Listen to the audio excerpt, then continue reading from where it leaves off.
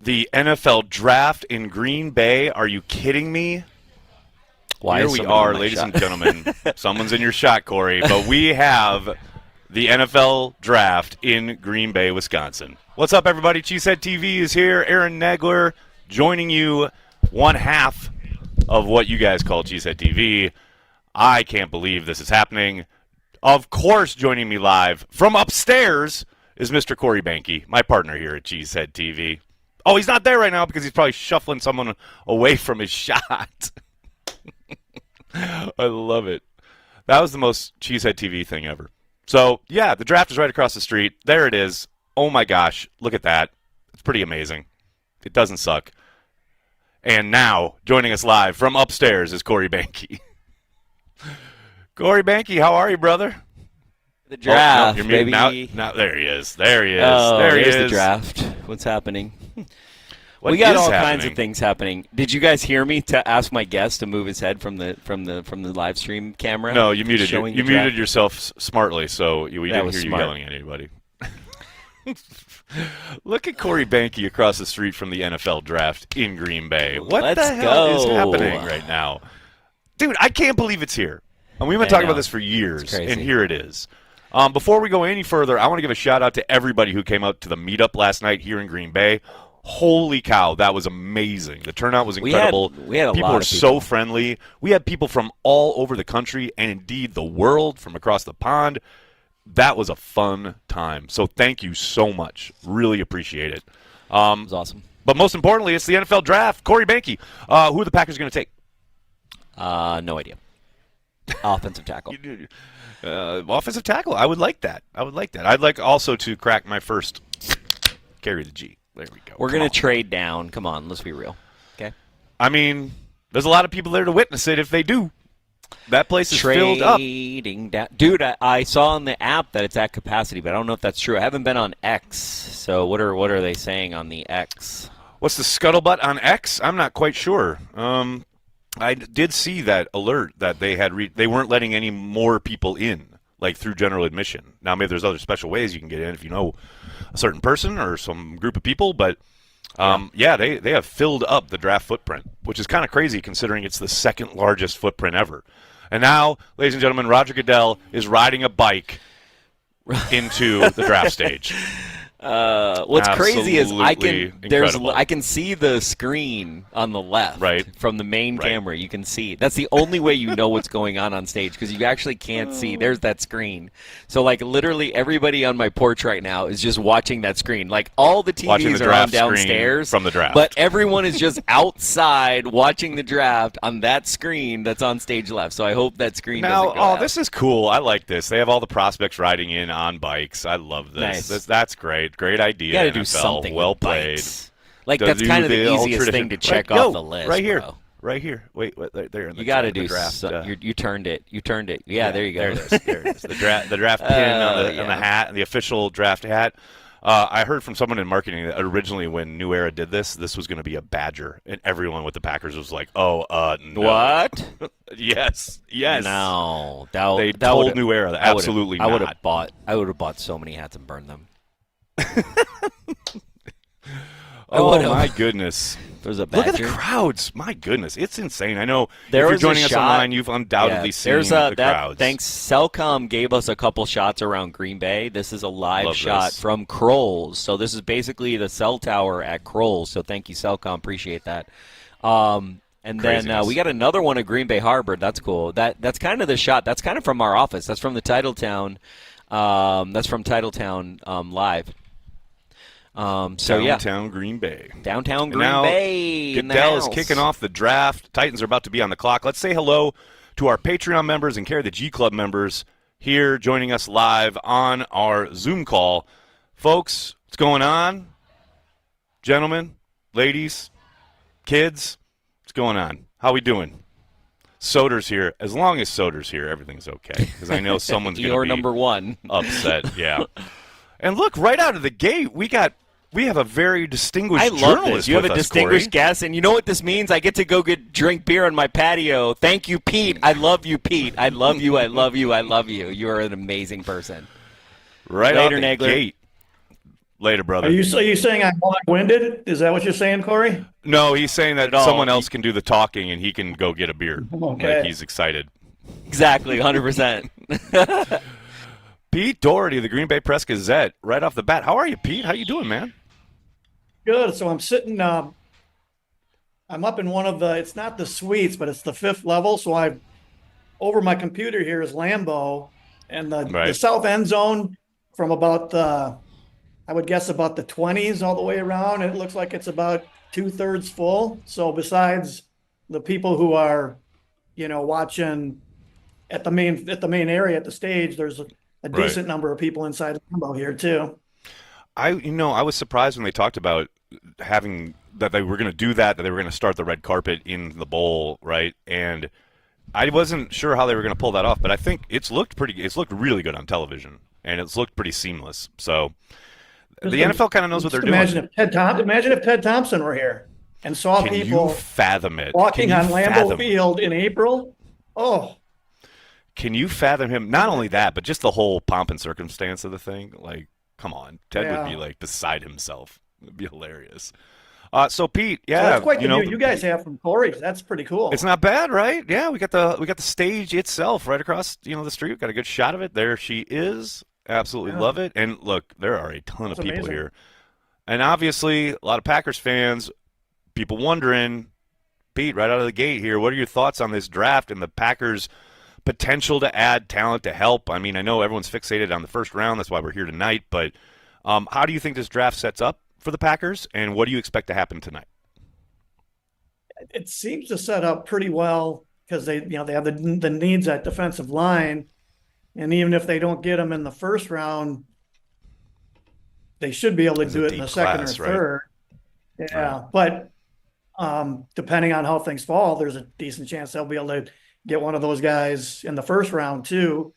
I still think it's going to be a corner, a defensive lineman, maybe a receiver. Like an offensive lineman would really, really surprise me, but you can't rule it out, I guess. Yeah, I mean, that's the thing. I do, a couple of different people between Albert Breer and Matt Miller have both noted that the Packers have been doing work on offensive tackles. And I know on our channel that set off some alarm bells with some fans about, well, we just took a tackle last year, etc.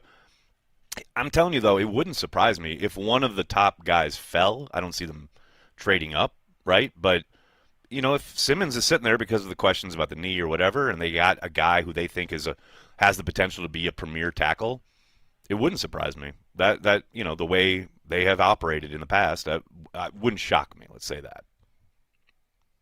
I kind of dismissed Simmons early on because of the patella injury and thinking they wouldn't draft somebody who had, was coming off an injury like that, not in the first round. But, if they took an offensive lineman, it's not like they need him to come into play right away. So it's possible. If I'm them, I would hope that the board would line up where I could get a corner or defensive lineman who's also as high ranked as anybody on my board. I would be hoping for that if I were them.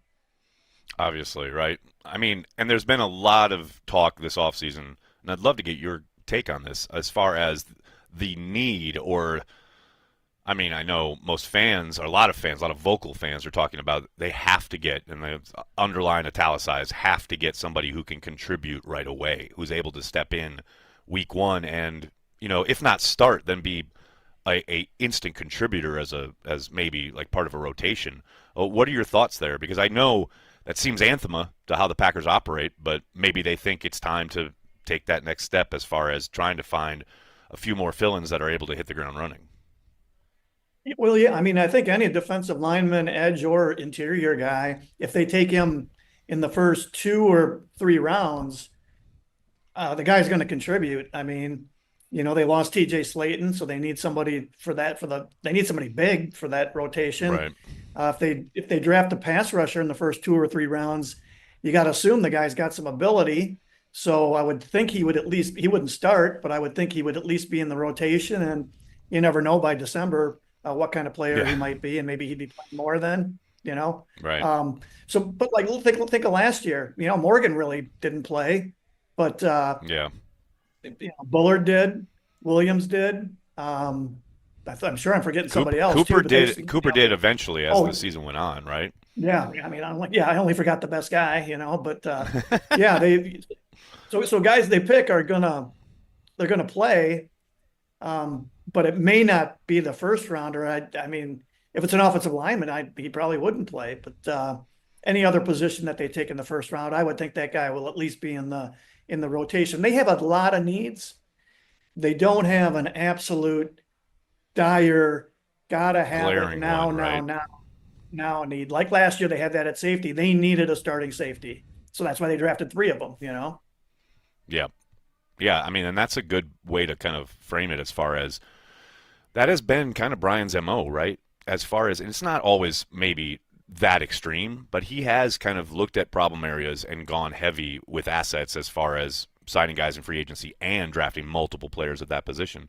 He's done it before where he's gone 3 in a row, maybe not in a row, but 3 at a time in one draft, So, to your point though, it's hard to really kind of say that there's a glaring like fire alarm need on this team, and he referenced that in his pre-draft presser when he said, I feel good about the roster right now. I think we could go win a game this Sunday. And that's probably true, but as he's also pointed out a couple times this year or this offseason, they lost their last 3 games. Yeah. It's going to be interesting to see how much this draft class in particular, because I know they will preach development about guys who are already on their roster taking steps, and certainly their activity or lack thereof in free agency would suggest that is their belief still.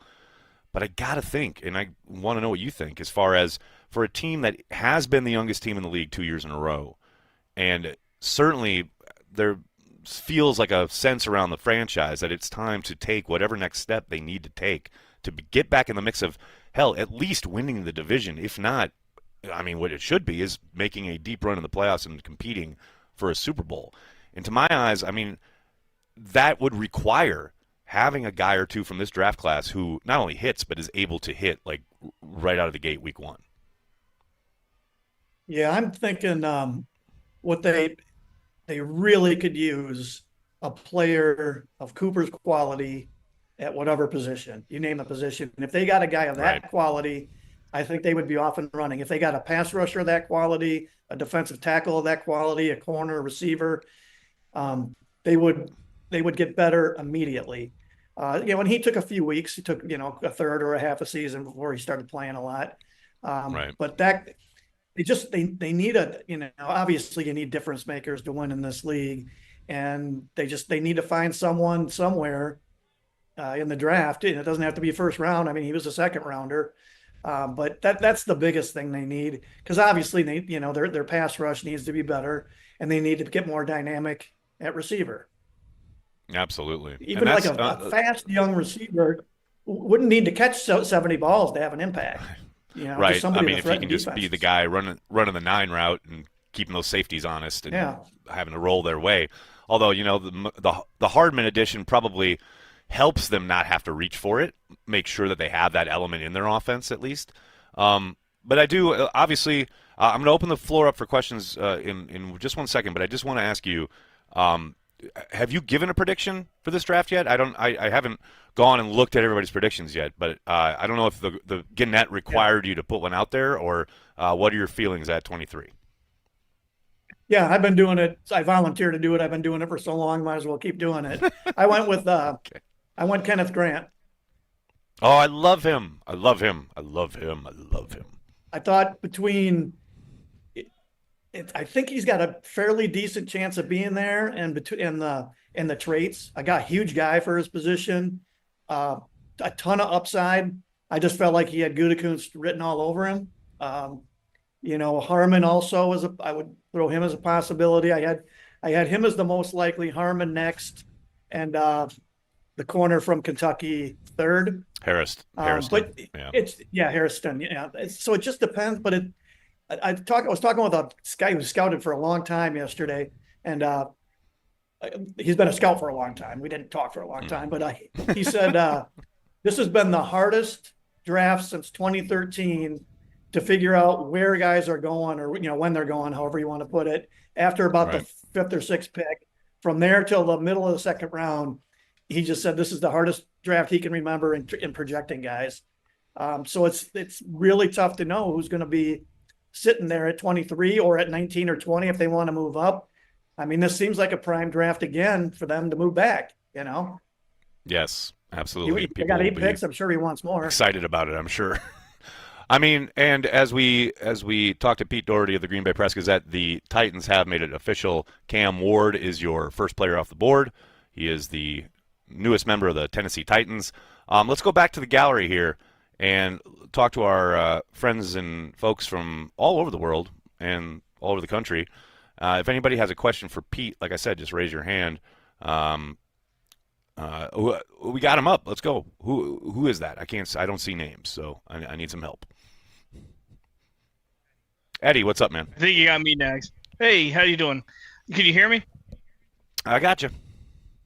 Okay, well, I just wanted to ask just a quick question. Is for Peter mostly. It's kind of just basing off what you said on how since 2013 is like the most indecisive draft. What kind of makes it that draft class? Is it the talent, or is it the change in the college nature of how they changed you with NIL? Ooh, I didn't get into that with the scout I was talking to. My guess is it's just the talent. The talent. There's 3 guys who really stand out, and then the quarterback is the 4th guy who already got picked. And then from there through, maybe through 10, there's, you can guess a little better, but from 9 or 10 through 45, it's just, there's always an element of different scouts and different teams see players differently, but the variance seems even greater amongst that group. I just think there's a lot of, the way he described it was, there's a lot of, pretty good quality starters in there. He's not sure there's any blue guys who will end up being blue players in there, but he thinks there's a lot of quality starters. So there's just so many guys who are fairly equal in talent, and one team might have them graded the 9th guy on their board, and another team might have them as because they usually have 16 to 20 first rounders each team. Another team might have them, as a second rounder, and it just seems to be more of that this year. There's always a lot of that, but there's even more this year, from what I can tell. That's the thing about this draft that you've heard a lot kind of leading up to it is the fact that and it's always kind of a crapshoot, it's always a dart throw, whatever. But man, the amount of times I've heard people talking about, both like on the media side, but also on the team side, about how there's a lot on offer for guys to like go and fix whatever holes in their roster, etc. But man, it's going to be like, okay, we like this kid and we value him here. We want to make sure we get him, so we're going to grab him. And especially the media side is going to say, oh, that's a big reach. Like I sense that there's going to be a lot of what people are considering reaches in this draft, just because the evaluations are going to kind of be all over the place. That would be my guess. Yeah, and we have the Jaguars on the clock. I love it. Breaking news. The Jaguars traded with the Browns for a second pick. Yeah, they did. Love it. Sorry, Pete. What were you going to say? So I was talking with a guy who used to be a GM and now he's a scout, and he was talking about. Oh God, I lost my train of thought. I got distracted looking at what to trade for. Sorry. What were we talking about again, Aaron? Just the fact that the evaluations for these players are going to be all over the map. Oh, I mean, and all you got to do is look at the. Sorry, go ahead. I think, we kind of all think of a consensus board as what we see when we're watching the draft. So what ESPN and NFL.com are showing. But basically he was saying there's no such thing as a consensus board. And if you went to each team, each board would be so different. It would blow your mind. And I go through that every year when I talk to these scouts. I'll talk to one guy who thinks a player is really good, and another guy who thinks he's not very good at all. So it's like that within teams, let alone from team to team to team.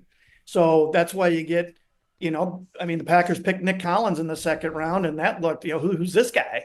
And he ended up being really good. They picked Josiah DeGuara. Oh, they picked him too early. Well, yeah, they actually did pick him too early. They actually did. that That happens for every team every year. It's so true. I want to give a shout out to a few folks who have been joining us here on the chat. I cannot thank you guys enough for the support. We got Brad and Gregory both becoming Carry the G Club members, along with Dale joining us a little bit ago. And Ryan, no. Corey, the Packers will draft a punter this year. No, they will not. We don't want any Corey Banky rants.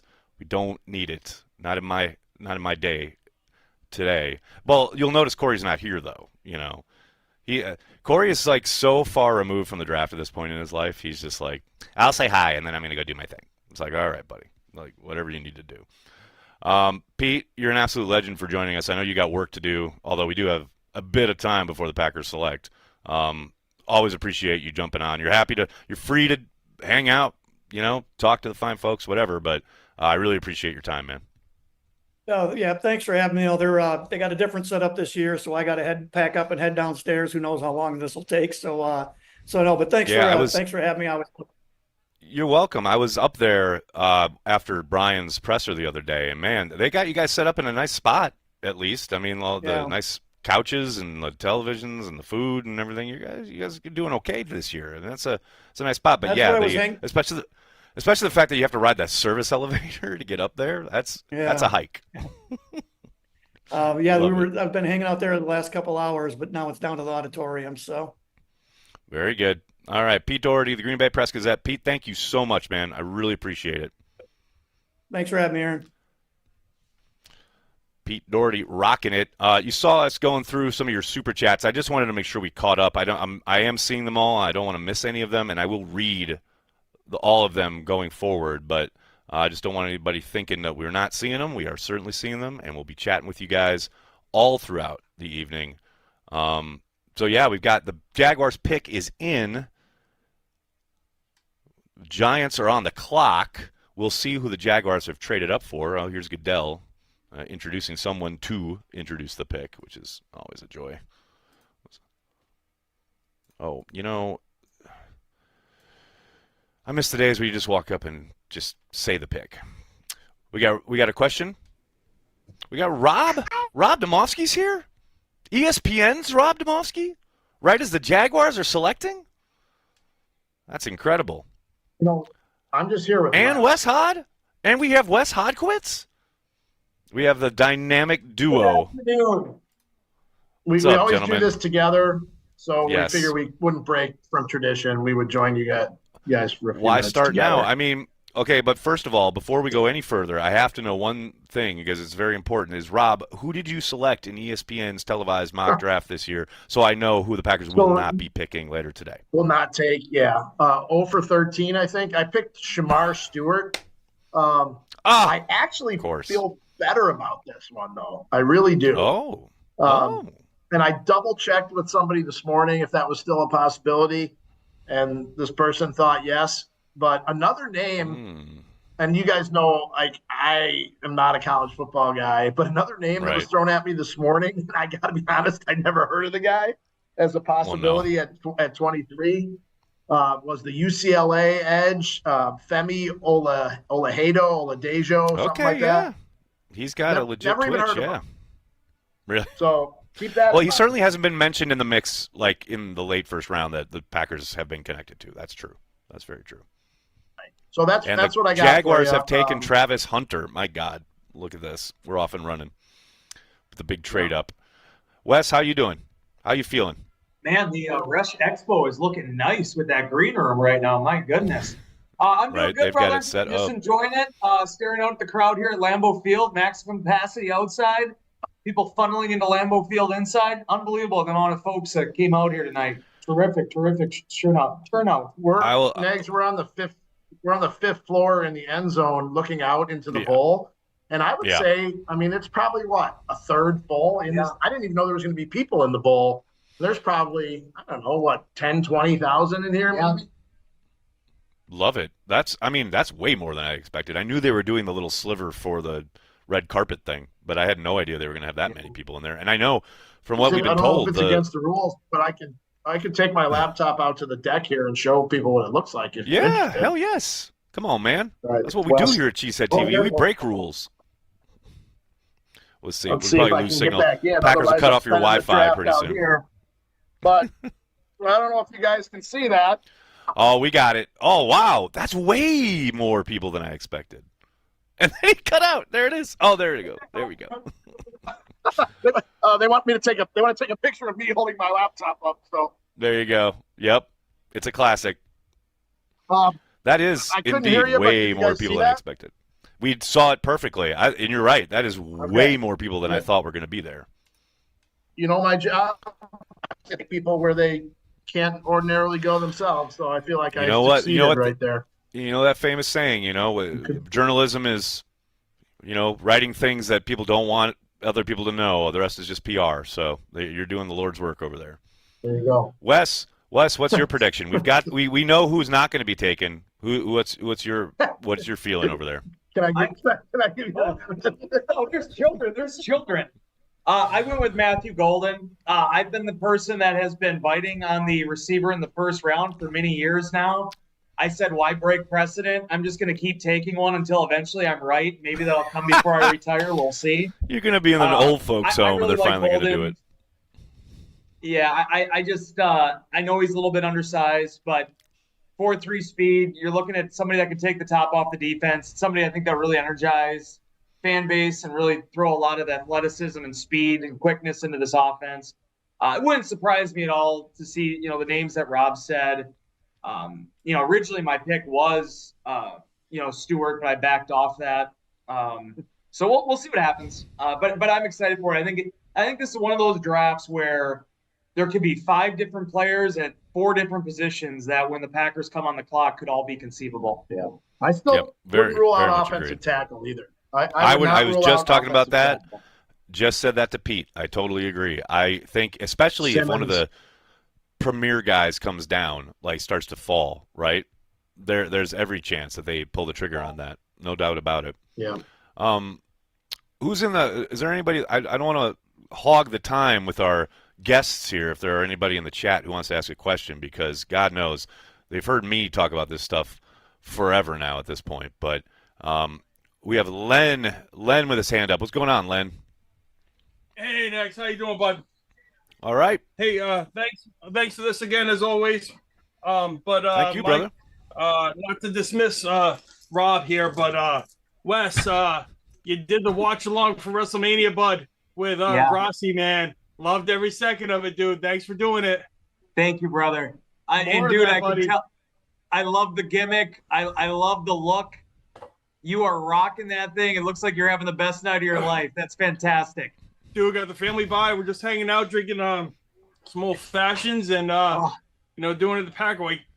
Just killed my first carry of the G of the night, though. So we're gonna easy on those. Only got 3 left. Only got 3 left. We're going easy on those. But Soder inspired me earlier with his Mickey Mouse ice cube, so I had to make up an old fashioned. But seriously, you and Tom, keep that up, man. It's awesome stuff.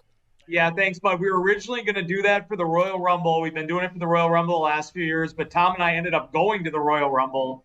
So that was the consolation as we ended up getting together, watching WrestleMania both nights. And I'll say this, that made it a lot more palatable for me. It would have been hard watching that by myself. Fortunately, I had Tom to kind of go through the emotions with me. Yeah, especially the end of the second night. Rough one. Rough, yeah. But, yeah, awesome. And thanks again, Nex, for everything. Absolutely, brother. Rob, awesome, man. Hey, as a fellow ball guy, you rock it, bro. Wait. And I love watching the highlights of your kid playing basketball, too. So, cheers. Thanks. Giants have picked. We got Dag. Dag has a question, I believe. What's going on, Dag? Hey, I got a question. When is Goot sir. trading down? Probably when he's on the clock. What's that? When is Goot trading down? Trading down? Yeah. Well, wouldn't that be leave these fans disappointed if they didn't come away with a pick tonight? Because I got to say, I mean, I'm sure this is the way it is at most drafts, but there's a ton of Packers fans, and I thought I'd see more, other jerseys. There's some. A mix. This is a 90% Packers crowd, it seems like to me. If they do trade down, how many boos do you think is going to be in there? How many? Is it going to be loud, you think? Oh, yeah. Yes. Conceivably go down a few spots. The Giants take Abdul Carter. That's a great pick. The first round and doesn't pick. If he picks tonight, then it'll be really big boos. No doubt about it. It'll be huge boos at that point. I will say, he did say point blank at the combine, I'm not on that stage. Whatever he's doing. Like, it ain't like Ted back in the day where Ted went down to the atrium and met with fans. Brian's insulated. He doesn't care. Can you believe they actually used to do that though? Like, I can't. When the moment, it's funny too, because the moment he said that, I was like, oh, that's right. Ted used to go and face the masses and get booed. Of all people to go down and face the crowd. The man who certainly was never accused of working a crowd. Definitely. Dag, who do you want them to take? Ted, why'd you take that guy? Well, that's sort of the way it worked out. Well, you're the one who made it work out that way. So I'll never forget when you told him that. It was good. Dag, who's on your board? Who do you want? See, I've grown up now, and I used to care about these things, and now I don't watch any draft things at all, and I just go with the flow. Because if he doesn't take my guy, I'm going to be fucking pissed. So now I decided, fuck it. I'm not watching anything. Because we all know Goody. We all know. I can't speak for Wes, but I actually do have to go do a little bit of pre-writing advanced work. Yeah, I know you guys are busy. For my story, but wanted to make sure we kept the streak alive of us appearing on this show and the Packers never taking a receiver in the first round. I mean, these are two traditions that will live on forever. I love it. Thanks a lot, guys. Really appreciate you coming. Yep. Thanks for having us. See ya. Later, boys. We got Eddie again. What's going on, Eddie? Sorry, they had to jump. What's going on? What's on your mind? No, it's a weird question. It comes to what the contracts are, because I've seen a lot of weird rumors out there that the dumpster fire that they call Chicago Bears are going to move up to try and get Gentry, or whatever his name is, Genty. Right. I think it is. Genty, right. Wouldn't that put him in like top 5 running back money without putting like a snap of football being played? Well, not necessarily because of the rookie wage scale. Like he would certainly be well compensated, but he'd be a ways away from that. It just seems crazy that is even a thought process for any team to take a running back in a top 10. Any team to take a running back that high. I mean, now look, we don't really know if that's really on the offer, right? Like, because I know there's been a lot of talk about it, and certainly the media has ginned that up a little bit. But for all we know, these teams are just going to sit here and not take any running backs, and we'll have to wait till tomorrow. I mean, that's possible, right? And I'm not saying it's likely, because I do think Genty goes tonight, but like we were talking about earlier with Pete, it is such an odd draft, and it's really kind of different from team to team as far as what their needs are joining up with their evaluations of these players. I think he's going to go, but man, it wouldn't surprise me if he slid a bit further than the media was expecting him to. And that's the thing. It sounds like every team is running away from their draft pick. Eventually, somebody's going to have to make a pick. After 10, somebody's going to. Shout out to the Jaguars. I mean, they were, the media was right on that one, because the buzz was they were going to be aggressive. They were not going to be timid, and that is the damn truth. That jumping up to number 2 to take Travis Hunter, there's no doubt that has, already right out the gate kind of shaking things up here. And the Giants taking Abdul Carter, getting one of, if not like arguably the best player in the draft. I mean, there's no doubt that this is off to a hot start. And then the Patriots taking Will Campbell, that's all the sense in the world, because of a young quarterback. Want to protect him, want to keep him on his feet after they did a terrible job of that last year.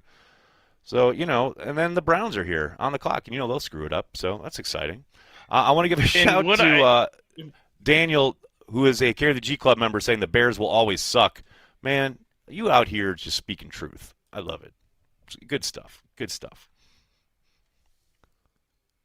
Corey Krenz says Genty will go to the Raiders. I think that's a likely landing spot here in 2 picks.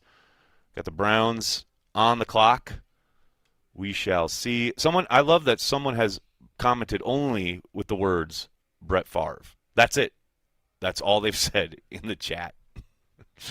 Oh, so good. Joseph's here. Is that Joseph I see? I got to make this screen bigger. I can't see faces. Is that Joseph? Hey, what's up, brother? Okay, Joseph. What are your thoughts? Who you thinking? Who's going to fall? Who the Packers taking? What's going on tonight? I think the guys, they already hit it on the head. This is a take your guy kind of draft, and I think what was it, Pete that said it? He kind of low key leaked who he was talking to, and he said former GM, now scout. There's only a handful of those in the league right now. Right. But guys are gonna have their board, and they're gonna know exactly like where they are. And I mean, even on my board, like there are guys that were maybe at the bottom, or somebody like that guy's at the top, and vice versa.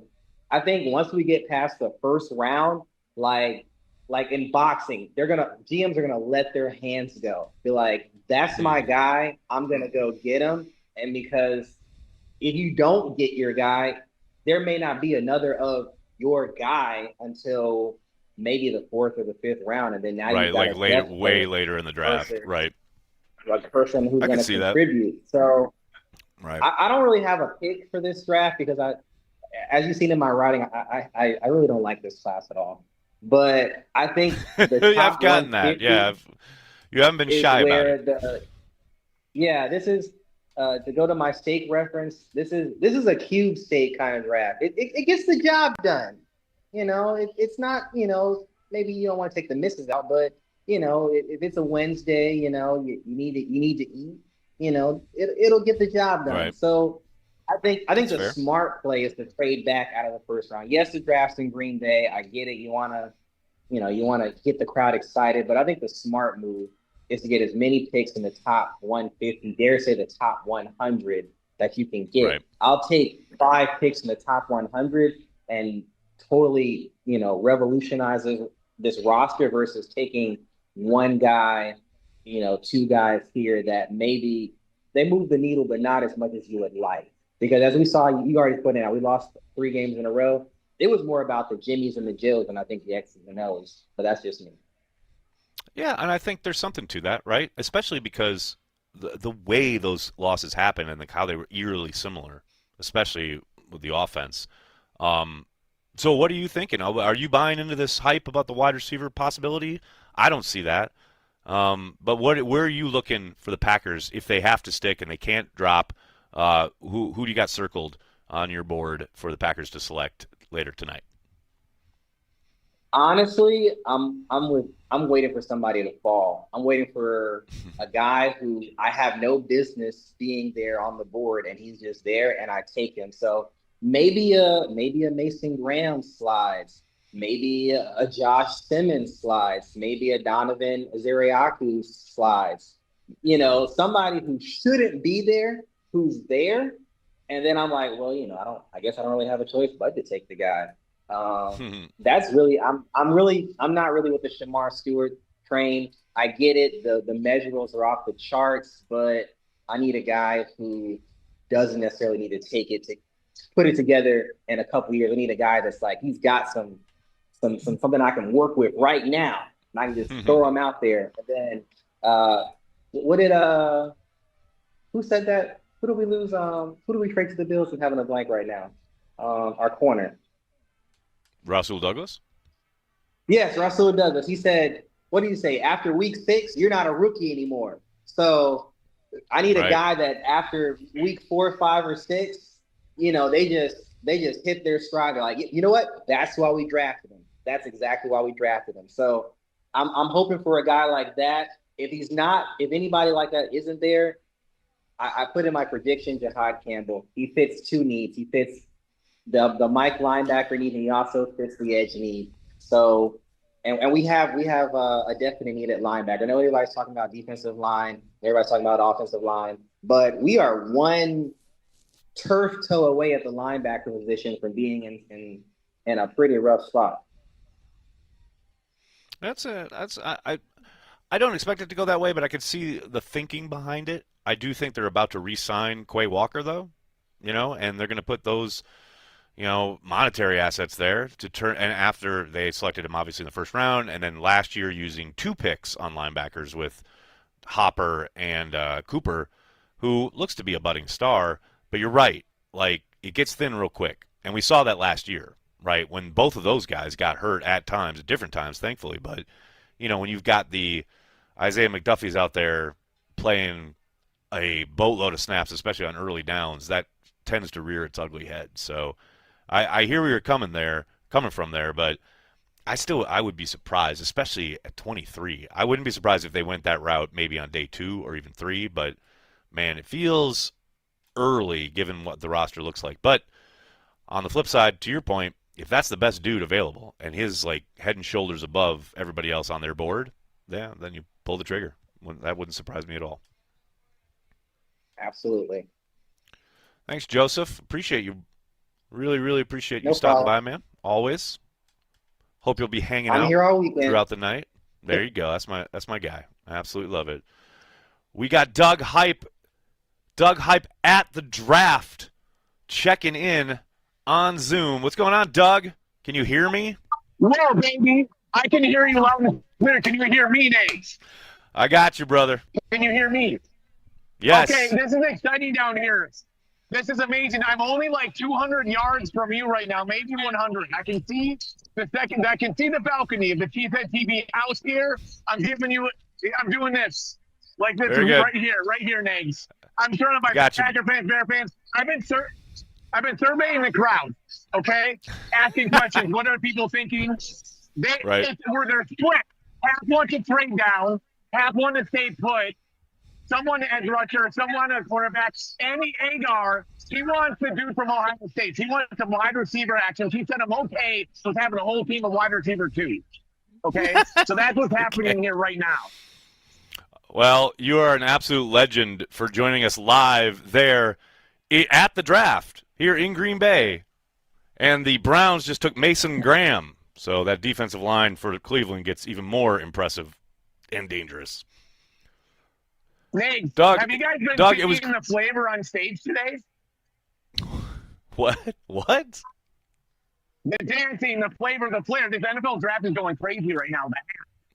I just feel like they're really laying in to the culture, the excitement, and the entertainment this year. Yeah. Well, you know, it's a big deal. You got to entertain the masses. There are a lot of people over there. It is. Doug, thank you. It was great to see you last night, brother. Appreciate you. Thank you, brother. See you guys in a bit. See you soon. That's incredible. From the draft itself, Doug Hype TV reporting live. What are you going to do, man? Make sure I get all your super chats. I think Rick is checking in here. Did we get him yet? We got Rick. All right. Rick says, Clay Matthews carrying the G tonight. It feels like the chat is debating that fact, but if he is carrying the G for you, then he most certainly is. Love to see it. Corey Kren's out here saying, Joseph, you are a draft legend. He is a draft legend. Absolutely. Somebody asked, is Emory Hunt around? Emory should be joining us at some point. I know he's very busy with CBS at the moment, but he did say he would stop by tonight. I know he gets really busy as the draft goes on with CBS's coverage, but he said hopefully he'd be stopping by throughout at some point this evening. Where's the McAfee crew? I think they're right down. There's like a row of media sets buttressed up against Lambeau Field, and I think they're over there in one of those. Make sure I'm not missing anything here. Oh, the Raiders. Who called it? Somebody on the chat called it. Raiders are going Ashton Genty. They are indeed taking the running back, the lightning fast, crazy running back. Raiders going to Raiders, man. The ghost of Al Davis is alive and well.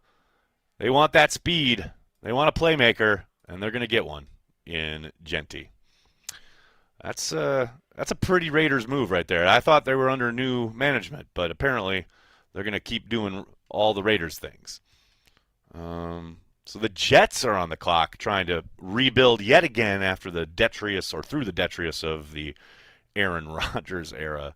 I'm sorry, I don't mean to laugh because I know it's a lot of work and a lot of disappointment, and fans have been through the ringer over there in New York, but a lot of them were very, let's say, pompous and arrogant and mean when the whole Rodgers trade was going on and leverage gate was happening. So I don't feel too bad about it. I mean, I'm sitting over here thinking, oh, man, those poor Jets fans, at least not too much of that. But they are on the clock.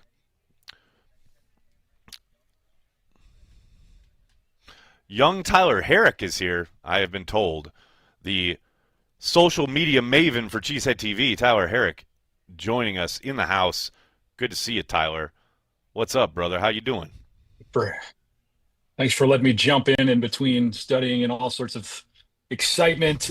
We've been checking in on Twitter, and yes, I still call it Twitter because I guess I'm outgrowing these things. But it's interesting. The reaction is interesting because a lot of people are obviously extremely hyped that the amount of people that showed up.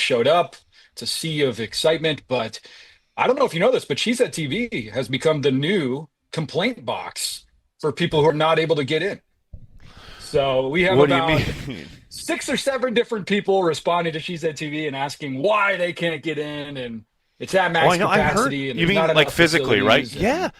I didn't know because I got the alert from One Pass that they were not letting anybody else in, and I was like, wait, what? Because like Lambeau's not full, though it is like way more populated than I thought it was going to be.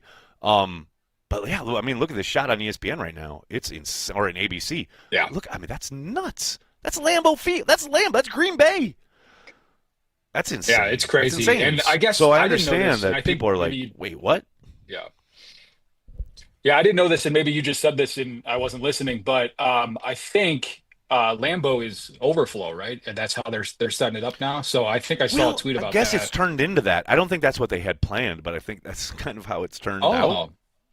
Well, because I didn't know, because they were going to do the red carpet in there, and I know they had said initially that they were going to have people were going to be allowed to go in there and watch the draft on the jumbotrons.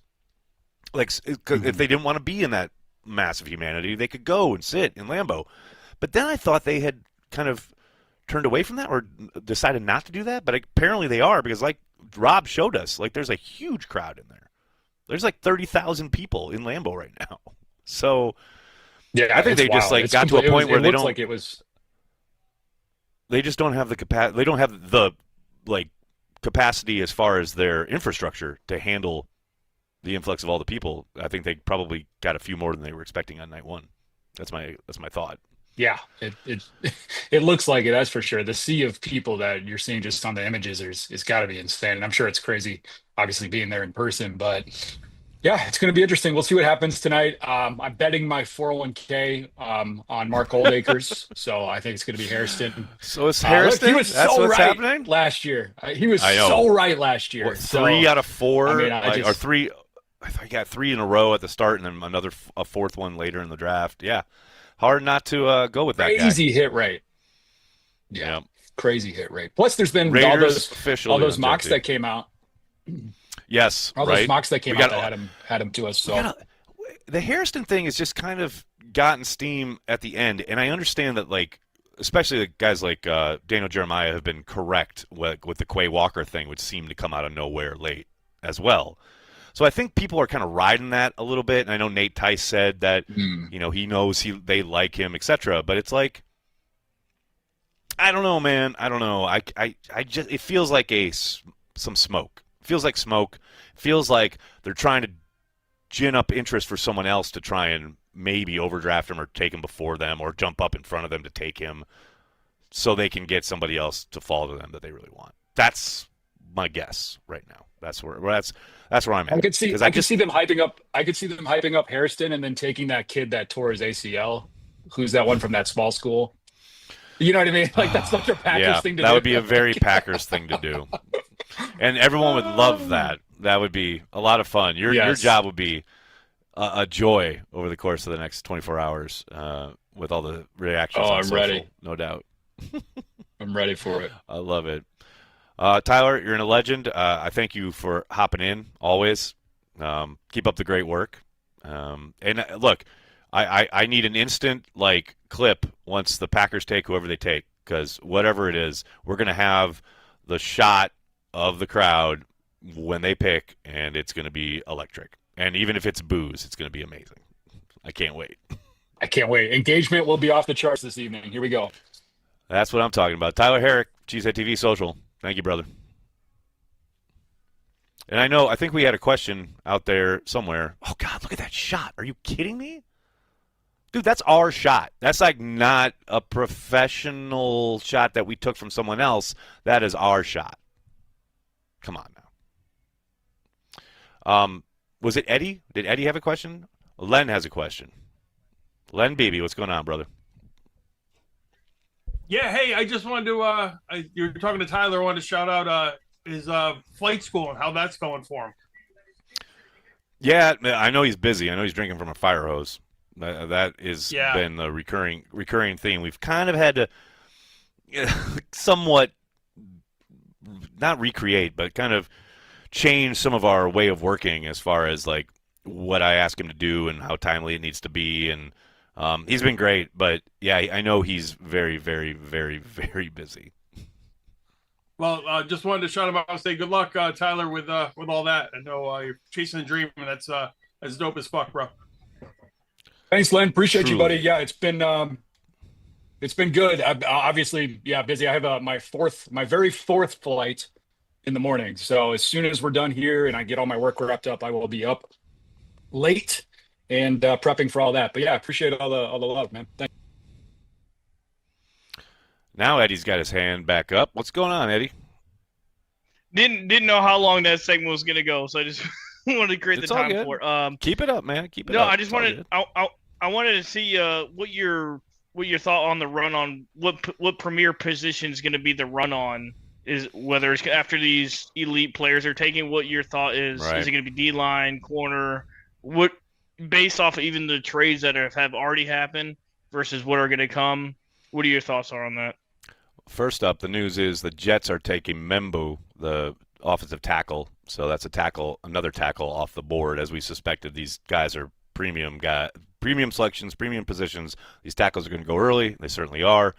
I think you're going to see a bunch of edge rushers fly off the board in the second half of the first round. I think all these guys, these names you've heard throughout the course of this last kind of 2-3 months, I think the edge rusher thing is going to happen like probably around, I'm looking at the draft order here, like Falcons will start it off. I think the Colts will probably go tight end, and then the Falcons, Cardinals, maybe even the Bengals, though I think they might go safety.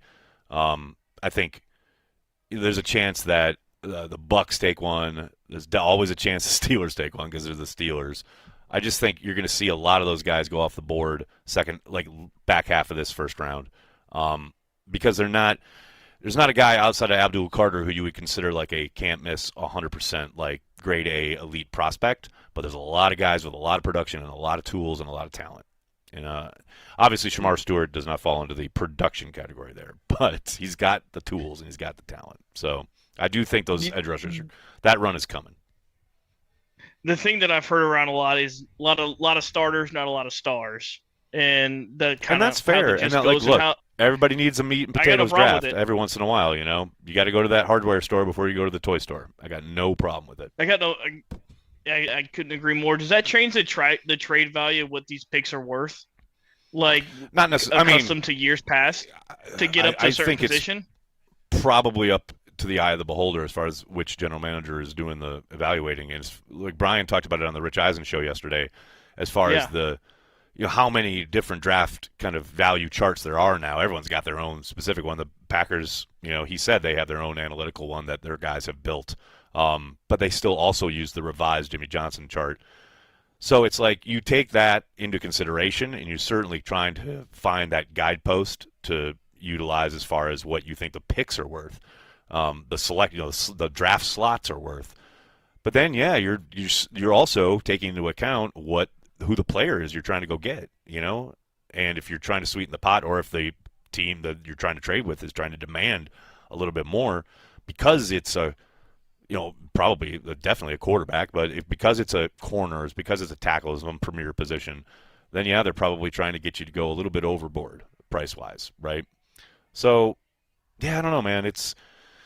I think it's definitely that, as far as like it's a very meat and potatoes draft, and they will certainly have this run of guys with elite traits and maybe a hole or two in their game, but the name of the game, the edge group is the edge position. That's a premium position. It's one of the most important in football. And it's going to be hard. I would be shocked to see a lot of these guys get out of the first round because of that.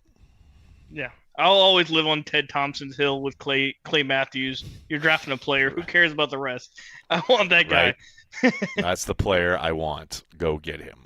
I mean, look, and I like that. I love the kind of, obviously having that kind of faith, and you really like the idea of, oh, I love this player and I want to make sure we get him, and I'm willing to maybe bend on the value thing a little bit. But I got to suspect that's kind of what happened with Amari Rodgers, right? Like, Brian just wanted the player, and he traded up for him, and he, probably knew he was overpaying just a little bit, overdrafting just a little bit.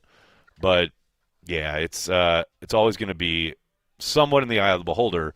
And then if you do make that move, you better be right, and he better pan out. Corey Banky, ladies and gentlemen. Thanks, Eddie. Appreciate it, man. So, yeah, now the Jets Membu pick is official. The Panthers have been on the clock. And then we got the Saints. That's always going to be interesting. Let me take a look at the chat here. Make sure we got everyone chilling out here. Live chat. What's up? This isn't Clay Matthews. You guys are hilarious on the Clay Matthews stuff. Soder, your hand is raised like a gentleman. What's going on, brother? So to piggyback off of what you and Eddie were just talking about, I think the thing that people forget is that if you're drafting a defensive tackle, if you're drafting an offensive tackle or a corner or high-value positions, you have the potential to get 600 snaps a year out of those guys that are meaningful snaps, right? Because they have to make plays on every play.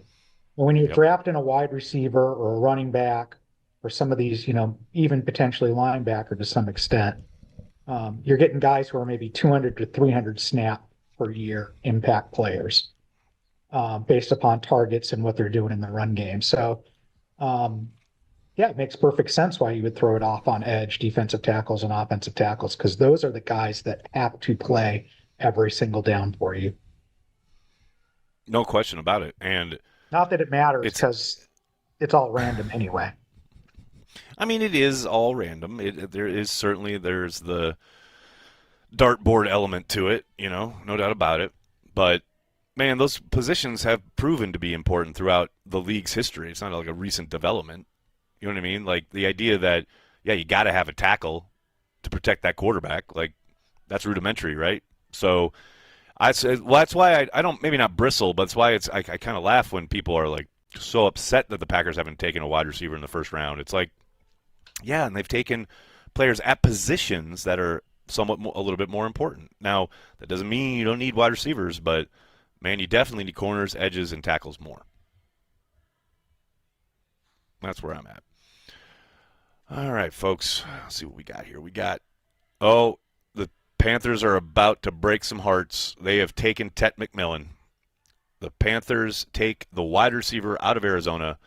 Tet McMillan is going to be a Carolina Panther. Tet was in for a pre-draft visit here in Green Bay. Definitely was hoping maybe there would be a slide in his future and the Packers would have a miracle way of getting him, but that is no longer. He will be a member of the Carolina Panthers. Well, so much for that. The day the dream died. Aaron, who are the Packers going to pick?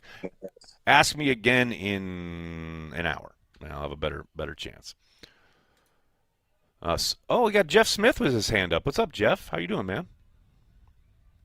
I'm good. Hey, the only thing I really want for the draft is I want Sarah's red beans and rice recipe. So I will. I'll have to get that from her. I believe it's her mother's recipe. So, but actually, the reason I raised my hand is I just wanted to alert everybody that we're just one pick away from a pick that is going to suck. We got the Saints on the clock, and then the Bears will indeed be sucking up the joint next. So that pair. Okay, I'm done. I'm assuming that you're going to be able to hear. I've got the window open. I'm assuming you guys are going to be able to hear the boos when the Bears are on the clock, announced as on the clock. I'm assuming that's going to happen.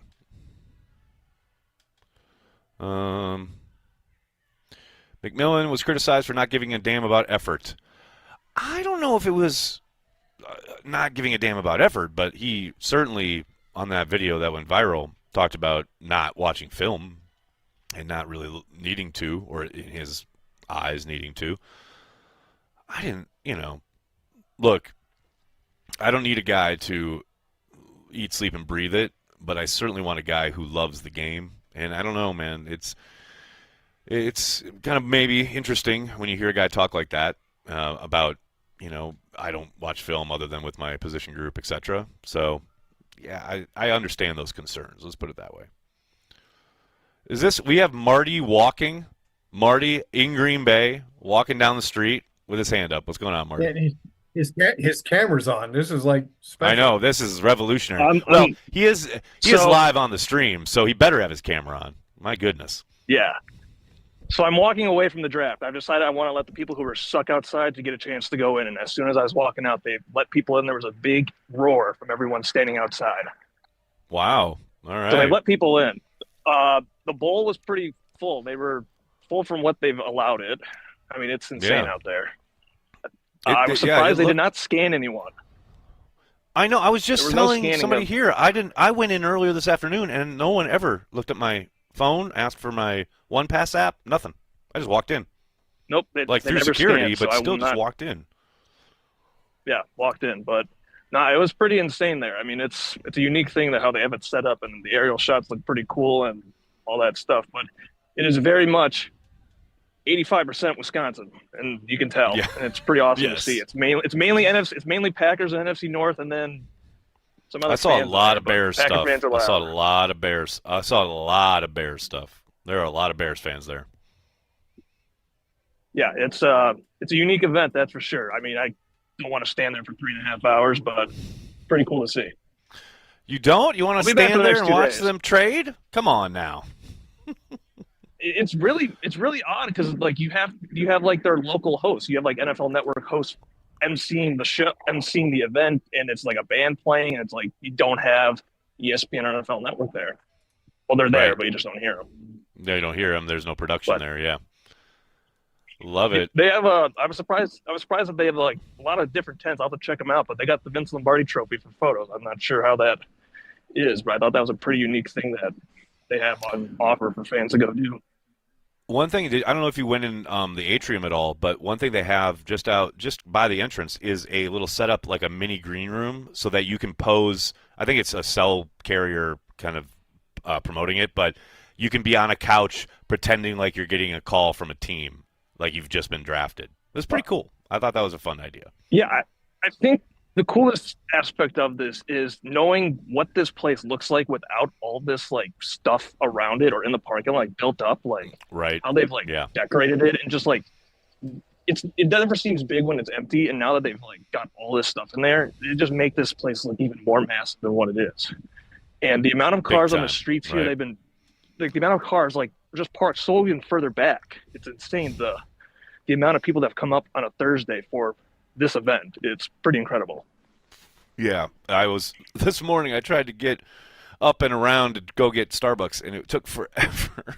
It's just because it's like everything's shut off, and the car, like all the traffic pattern is different. So yes, 100%. Yeah, Marty, I'm not sure how much football talk has been happening. Who are they picking? Who's in your wheelhouse? Who do you want the Packers to take? Who do I want them to take? I don't know. I'm trying to not be an angry fan, whatever they take. I think they're going to take that corner, just how the board falls. The white corner. I mean, yeah. I think McMillan just went, right? Did I see that? Yeah, he went to the Panthers. The Saints are still on the clock. Yeah, so clearly Ted McMillan is an okay football player that is not going to fall to 23. Yeah, I think it's going to be the corner. I don't know. They always take the minute they take a non-offensive lineman, offensive first-round pick, as you said, will be like 80 years from now. Right. We're all old, so I think it'll be the corner, or they may trade back. I think they'll try to trade back. Yeah, I think it's likely. He's there. Harrison's there. Chance. Harrison's there, so he can get a big roar if he's picked. I love it. Absolutely love it. Thanks for checking in. Appreciate you, man. Of course, man. Keep doing what you're doing. Thank you, brother. Let's reset the draft here so everyone knows what's gone down so far. At number 1, Cam Ward went to the Titans as expected, and then the Jaguars. No. Put up the shot of the stage. Like, no one wants to look at me. Look at that. Look at that. That's incredible. And then we had Travis Hunter. The Jaguars traded up for out of Colorado, obviously. Two-way player. Very exciting. Then Abdul Carter went to the Giants. That defense, it looked somewhat legit last year. They could get really scary with Carter in the mix. Then Will Campbell went to the Patriots at number 4. Felt like the most obvious selection of the night. Mason Graham, the outstanding defensive tackle from Michigan, went to the Browns. Then Genty, the running back, the electric running back, went to the Raiders. And then Membu, the tackle, went to the Jets, which was definitely a need there. Tet McMillan, as we said, just went to the Panthers a little bit ago, and now the Saints pick is in. Kelvin Banks, the Texas tackle, is going to be a member of the New Orleans Saints. There's a beautiful shot of Lambeau, courtesy of Cellcom. That's a live shot, by the way, so people milling about. This is the other side of Lambeau Field, where the obviously where the stage is not. This is, you can see Lodge Kohler there. It's Ridge Road. It's gorgeous, absolutely beautiful. So yeah, Banks to the Saints, and that means, oh my God, the Bears are soon going to be on the clock. Mr. Tundra, how do you get in the Zoom chat? Well, by your green handle, I see that you are a Carry the G Club member. If you go to the post section on YouTube here, you'll see the Zoom link posted. You can hop on in. And that goes for Patreon members at the fan level and up. Anybody who supports the brand is more than welcome to come and join us here on the Zoom each and every year. We do it. It's always a lot of fun, and really appreciate your support. Thank you so much. So, yes, the last selection was Kelvin Banks, the tackle out of Texas, to the Saints. The Bears will be selecting somewhat soon. We shall see. I think there was someone else with their hand up. Nicholas, am I right about that? I don't want to miss anybody. Joseph had his hand up. He's back. Just going to remind everybody Joseph? again, this pick. Oh, yeah, this pick will suck. We got it. Joseph, what's up, man? Oh, me? Oh, I was just responding to the comment on Tet. You know, I looked at him and I thought it was smoke and mirrors when they brought him in. Like maybe they were trying to, get him to go, or maybe push him down, perhaps, depending on how you look at it with interviews. But he does remind me a bit of Christian Watson, but not in a good way, because Christian Watson, he did play at a lower level of competition in the FCS, but Tet played in the Big 12. But there's a lot of things he just doesn't do, and I think maybe that film comment maybe expose that, because he should be like a Drake London, but he's not. And I'm like, why isn't he? Because Drake was in a much more potent offense at USC, but Tet was like he was the volume like throw it, like he's got to be down there open somewhere. He's 6'4", and he's not blazing fast. He's fast enough. But yeah, just the things that he just doesn't do, given his experience, is just kind of mind-boggling. And that might be the film comment. So, there are things that Christian doesn't do because he was just used to getting by and just dominating because he was just the best athlete on the field. That I get. Right. But the person where you're facing top-level competition, whether you were in the Pac-12 or now in the Big 12, there's corners littered throughout both conferences. There are certain things that you should just be able to do well, or at least do at a good rate for the NFL, and he just doesn't do that. So I'm actually happy he's off the board. So maybe that'll open up maybe like an Egbuka or a Higgins, if that's where Good wants to. I don't think he's going to go that way in the first round, but we'll see. Well, I don't think it's so, but man, I had that thought the other day. Like, what if they shock everybody and to the outside world, again, what we were talking about earlier, but if that's their guy and they absolutely have to have him, maybe they do try to trade back in the first round but still take Higgins. To our eyes, yeah, there'd probably be an overdraft, but if that's their guy and they want to make sure they get him, go get him. Yeah, and that's what scares me because this wide receiver class, I don't think there really Whoa, is hold on. The Bears have taken Colston Loveland at 10, the Michigan tight end. Colston Loveland at 10. Whoo, baby. All right. There's a little help for their young quarterback and their new. I told you that pick was going to suck. Oh wait, what's wrong with Cole Kmet? You could get a guy who could do all that Loveland does and block like a monster offensive tackle, but we'll take Loveland. Where's Cole Kmet at? Where his agent's got to be pissed.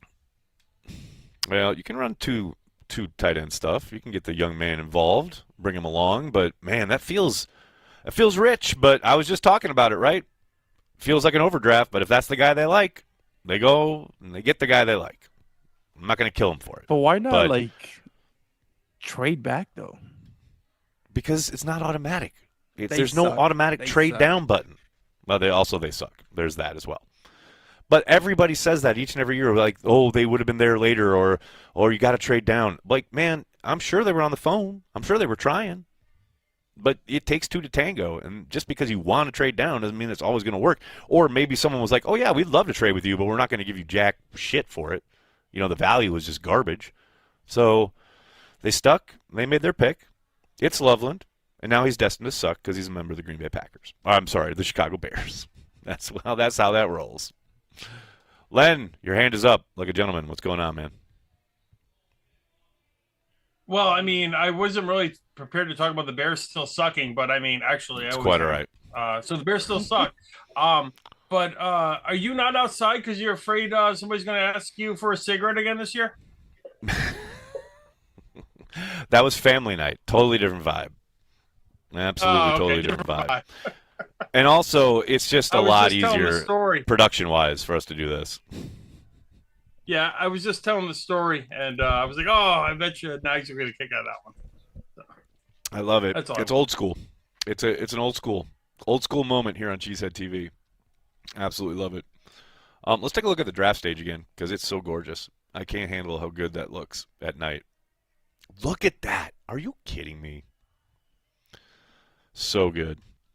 And the 49ers have taken Mikael Williams, the edge out of Georgia. Mikael Williams. Oh, now you can hear the boos. The boos are raining down. Probably can't hear it through the window, but they are booing heavily. The Chicago Bears. I love it. When does the Mikael laughter Williams? follow? Yeah, a lot of laughter when the pick gets announced. Look at this dude in the Bears outfit. That's great. Man, and now the Cowboys are going to be on the clock. There's going to be a lot of boos. There's natural sound. That's from across the street. Booing has subsided, but I'm sure when Roger goes up there to announce the pick, they will keep booing. Yeah, Mikael Williams to the 49ers. Now, that's a guy I'm pretty sure the Packers liked. And there was a real wide kind of difference of opinion as far as where he might go. I know there were a lot of people in the league who thought he might drop, but that certainly has not occurred. He is now a member of the 49ers who, let's face it, you really need to rebuild that front, right, and rebuild that team, that roster, given kind of the bloodletting they had roster-wise to get ready to pay Mr. Irrelevant $1 billion. But Mikael Williams to the 49ers at 11. That is not insignificant. We'll make sure I get all the chats. Don't want to miss anybody. Sure I'm doing all right here. Yeah, we got that. We got that. All right, very good. What else we got? Very good. All right, now we just got to wait for the Cowboys. That's what we're all about here. I'm trying to see if I can find the best available from the Cheesehead TV draft guide. The draft guide is obviously still available. If you want to read up on all these prospects and find out their fit in Green Bay, their potential fit, still available in the link in the description of this video. Absolutely great stuff. Oh, look at this. Ryan, Willie, schedule release May 14th. So maybe by then we'll know if the Packers are actually traveling to Ireland. Oh, Nicholas, put it up. Put it up. Put up the sound.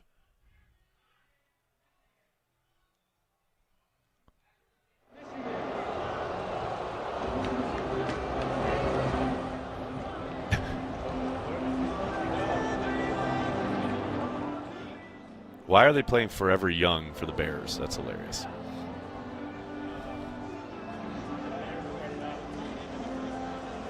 That's great. That is great. Some good boos from the crowd on hand. Colston Loveland going to the Bears.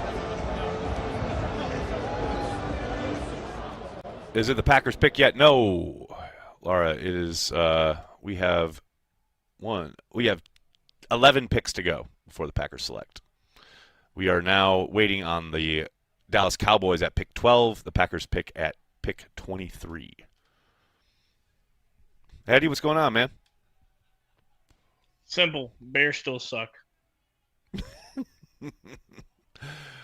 Yeah, it is very true. Thank you for the input. Phil, I love this chat. Nagler, instead of acknowledging the Bears pick, can you instead give your review of Andor Season 2? Okay, I'm not going to belabor it, but damn, it was awesome. That first 3-episode arc. Holy cow. I loved how they turned so many kind of expected narratives on their head. Amazing acting, incredible effects and story and production.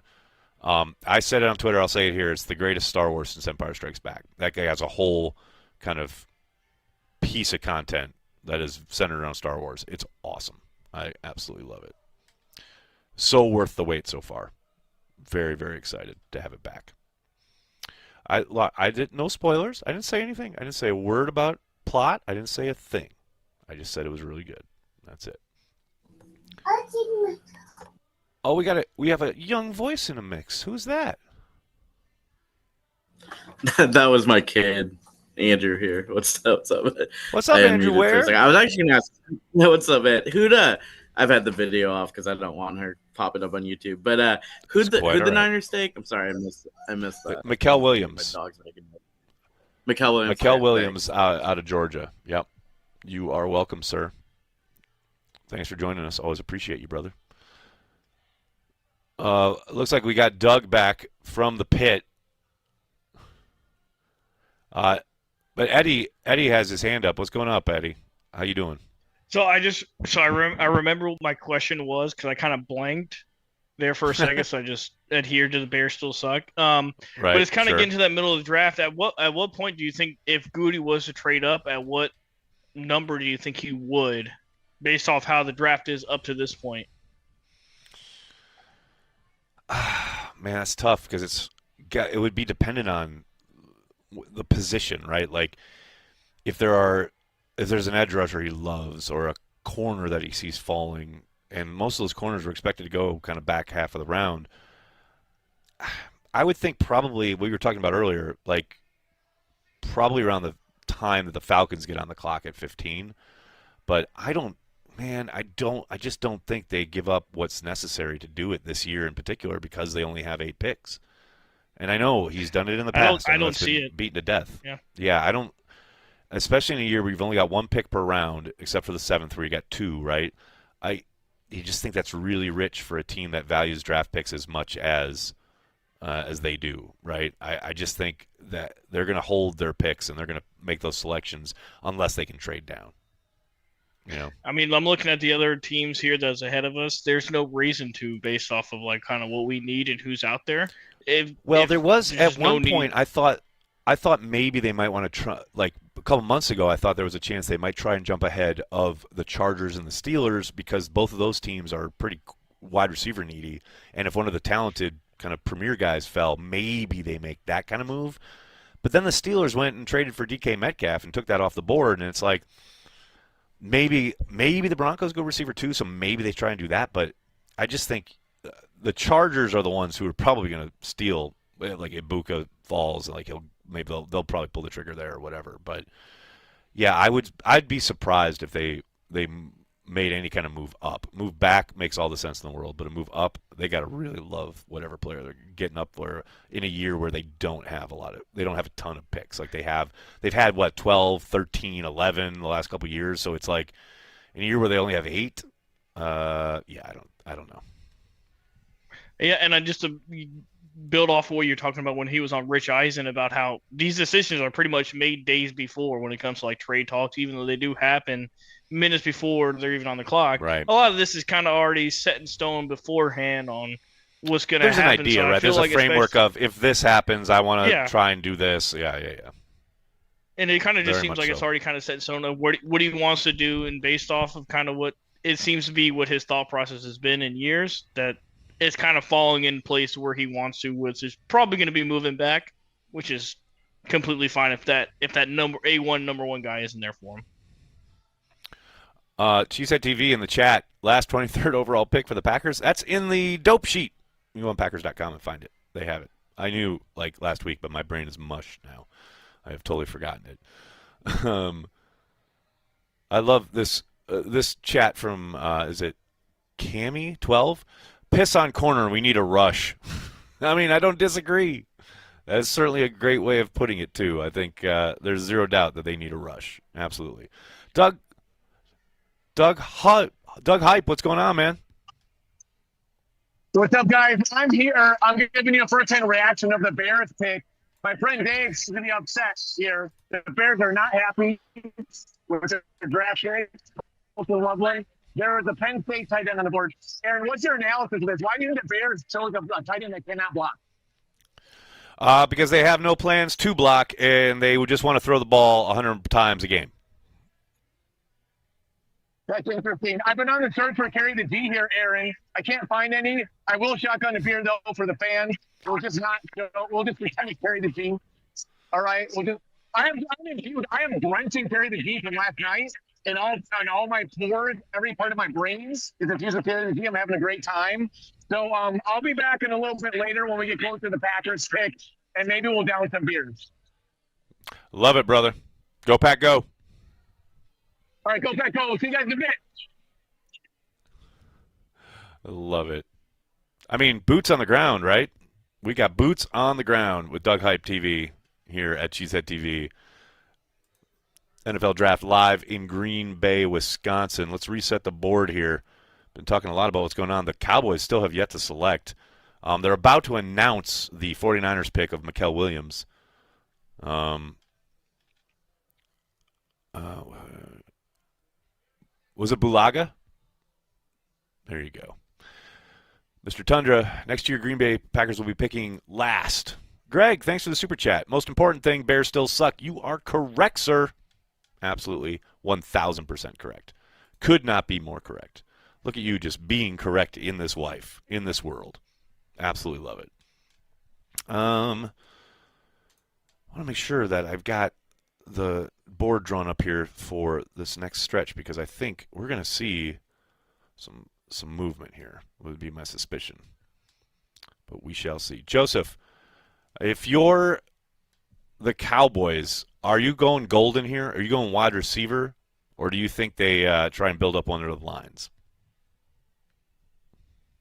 Well, actually, I'm going tackle because didn't they lose Lost two a couple offensive linemen? Yeah, I was just going to say they lost two guys. Yep, 100%. And speaking of tackle, if I was Goot, if Ariante Ursary from South Carolina is on the board, I am running that pick in.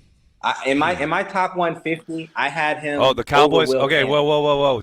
The Cowboys just took Tyler Booker. They took a guard, so they did take an offensive lineman, Booker out of Alabama.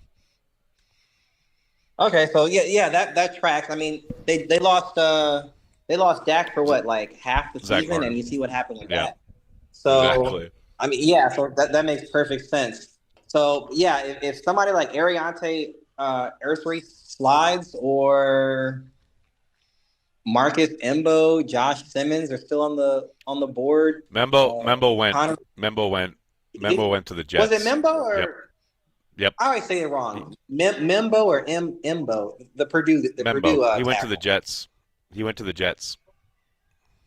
I always get those guys. Their names are so similar. I marked off Membu and not Membo. Okay. But we got Josh Booker Simmons for the Cowboys and Ursery. I was surprised they fell. I think Simmons is in play for the Packers. I really do. If he falls to 23. Right, but I mean, it's anybody. The board really needs to kind of to fill itself out a little bit more before I think we can really know. I mean, there's so much still on the board. We've only lost one wide receiver. I mean, the edge class hasn't really fell yet. There's just so many people that it's really hard to really. Who was Mark's pick? I forgot. Whose pick? Was it? Who was Mark's? Who was Mark's pick? Who was his prediction? Oh, Harrison, the corner out of Kentucky. Oh, that's right. I hope it's not Harrison, but that's just me. But man, people are not excited about that prospect. Packers fans that I talk to are not excited about it. I just don't see him as a scheme fit. If he was with the Vikings, sure, but I just don't see him as a. To me, the best corner, less Travis Hunter, was Benjamin Morrison. I mean, granted, he was hurt, but between him, Will Johnson, who's got some athleticism issues, so I give Morrison the nod with the athleticism, but they both had injury issues, so I give the nod to Morrison. But Harrison, if Morrison's still on the board, if Amos is still on the board, I just don't see why they would take Harrison. I just don't see it. Yeah, I mean, that's the thing, right? I mean, the Amos thing, I wouldn't be surprised if they passed on Amos, but man, taking Harrison feels, I don't know, like they're about to jettison Jair Alexander. This feels like another Jair Alexander, on the smaller side, right? I know there's debate about his weight, dealing with a shoulder injury that he had. Like, we just saw Jair's entire career change because of the shoulder injury. Like, I don't know, maybe they're trying to one-for-one swap. I don't know, but man, yeah, I would be a little mystified at that selection. And that's the other thing. Jair is still on the roster. I don't see him getting traded today, tomorrow. I think Jair's this weekend in 2025. So when you've got Jair, when you've got Eshawn, when we got our new corner from the Raiders, I don't want to say Brooks, not Brooks. Hobbs. Yeah, we got Hobbs. That's a starting three. Maybe third round throw a dart, maybe a Noah Williams, maybe a Zaire Thomas, maybe a Dorian Strong, somebody, day two. So when you do part with Jair, maybe in 2026, you don't miss a beat. And you got two guys that can develop them, between Jair on the field, between Hafley, who does a really good job of coaching up defensive backs off the field. I think that's the safe player. But for right now, I don't see anybody throwing anything for Jair on drafting. They're going to either cut him and then pick him up for pennies on the dollar, or they're going to ride with Jair. And I say we ride with Jair for one more year. I know you say that. I think they are going to cut him, but we shall see. A lot of ball game left there. I think we got to take it to the human factor as well, because it's Goot's first pick ever. Yeah, I know. And I feel you. There's a lot of dudes in that locker room that want Jair to still be. That love Jair. Team. I know. I feel you. So you're not wrong. Especially the quarterback. So, I mean, Aaron Rodgers, drama aside, do you really want to, slight your locker room and get rid of a guy that people really feel is part of the heart of this team? Yeah, I mean, I feel you, but I feel like all those discussions have been had and the decision's already been made to move on. It feels like this is very much an organizational. We've been dealing with not just what we've seen, but stuff behind the scenes, and coupled with the fact that he can't stay on the field. So, you throw all that together, and I know there's a frustration on the coaching staff side. You throw all that together, like I said, it feels like they've come to an agreement as an organization. Because to your point, yeah, it's Brian's first pick. And he certainly, I think, still values Jair. He gave him a monster contract, right? Made him the highest paid corner at the time when they extended him. But I just think there's been enough now that's played out to some great frustration, certainly on the Packers side, but maybe even as well on Jair's side, judging from the end of the year locker room cleanout quote. I don't know, man. It just feels like, and I know there's been a thought like on our end, like from the news that's been out there as far as Xavier McKinney training with him, Jordan Love being asked about it and saying it's our guy, we want him back, etc. But I think behind the scenes, I don't feel like much has changed, and I do think they will move on at some point. But that's just guesswork, and Nagler's never right, so we'll see.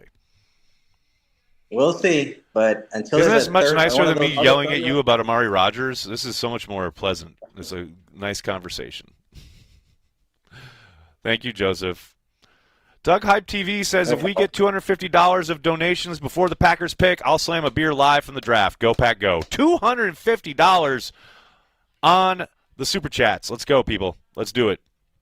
I love that he sent $1.99 to ask people to send $250. Let's go. That's some impressive math there.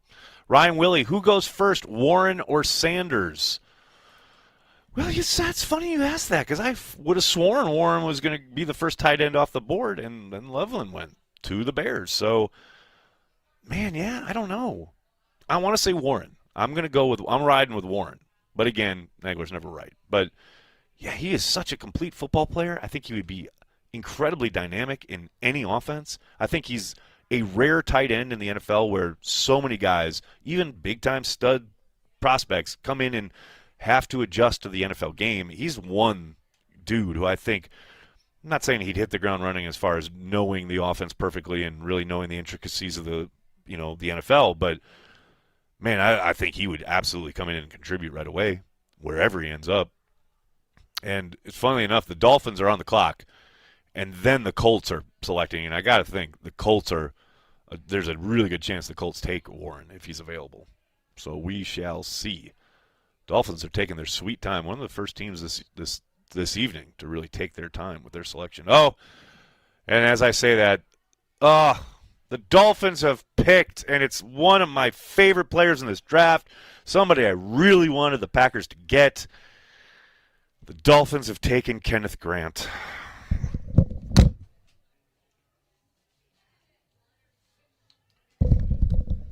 This is why you don't get attached. This is why I try not to fall in love. Really wanted Kenneth Grant to be a Green Bay Packer. And now that's all gone. I'm going to need a second here, folks. Sorry. That knocked the wind out of my sails. Oh, Doug Hype. I love this. Okay, one beer for every dollar. Greg, thanks for the super chat, man. Slam that beer and play the jingle. Well, I don't have the jingle. They don't have it in the room. That's in my StreamYard. So I will slam the beer, though. Let's go. That's all I got. I don't want to burp on you guys. I do want to point out to Nicholas. Nicholas, I just put a zip file on the Trello card. There's some footage from the Packers draft room that we can roll if you want to download that and throw it up whenever you're ready. Kenneth Grant to the Dolphins. Really? Really? Why can't we have nice things? That's all I want to know. That's all I want to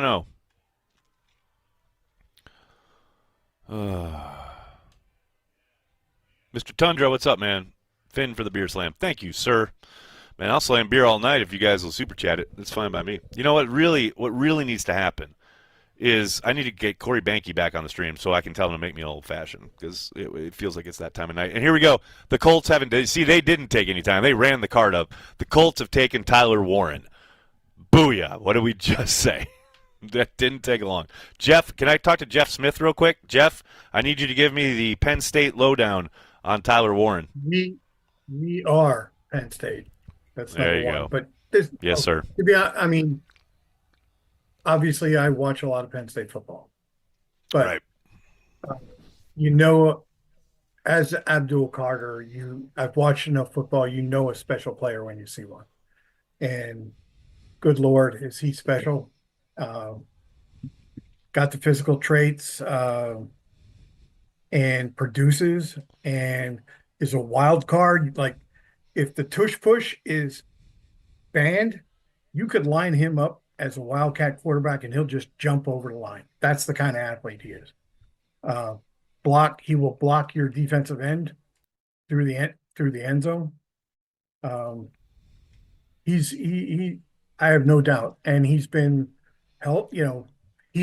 Part of making him that wild card is he was a former high school quarterback, so he's got a lot of ball skills besides just catching the ball. So I'm excited for the kid. Good Lord.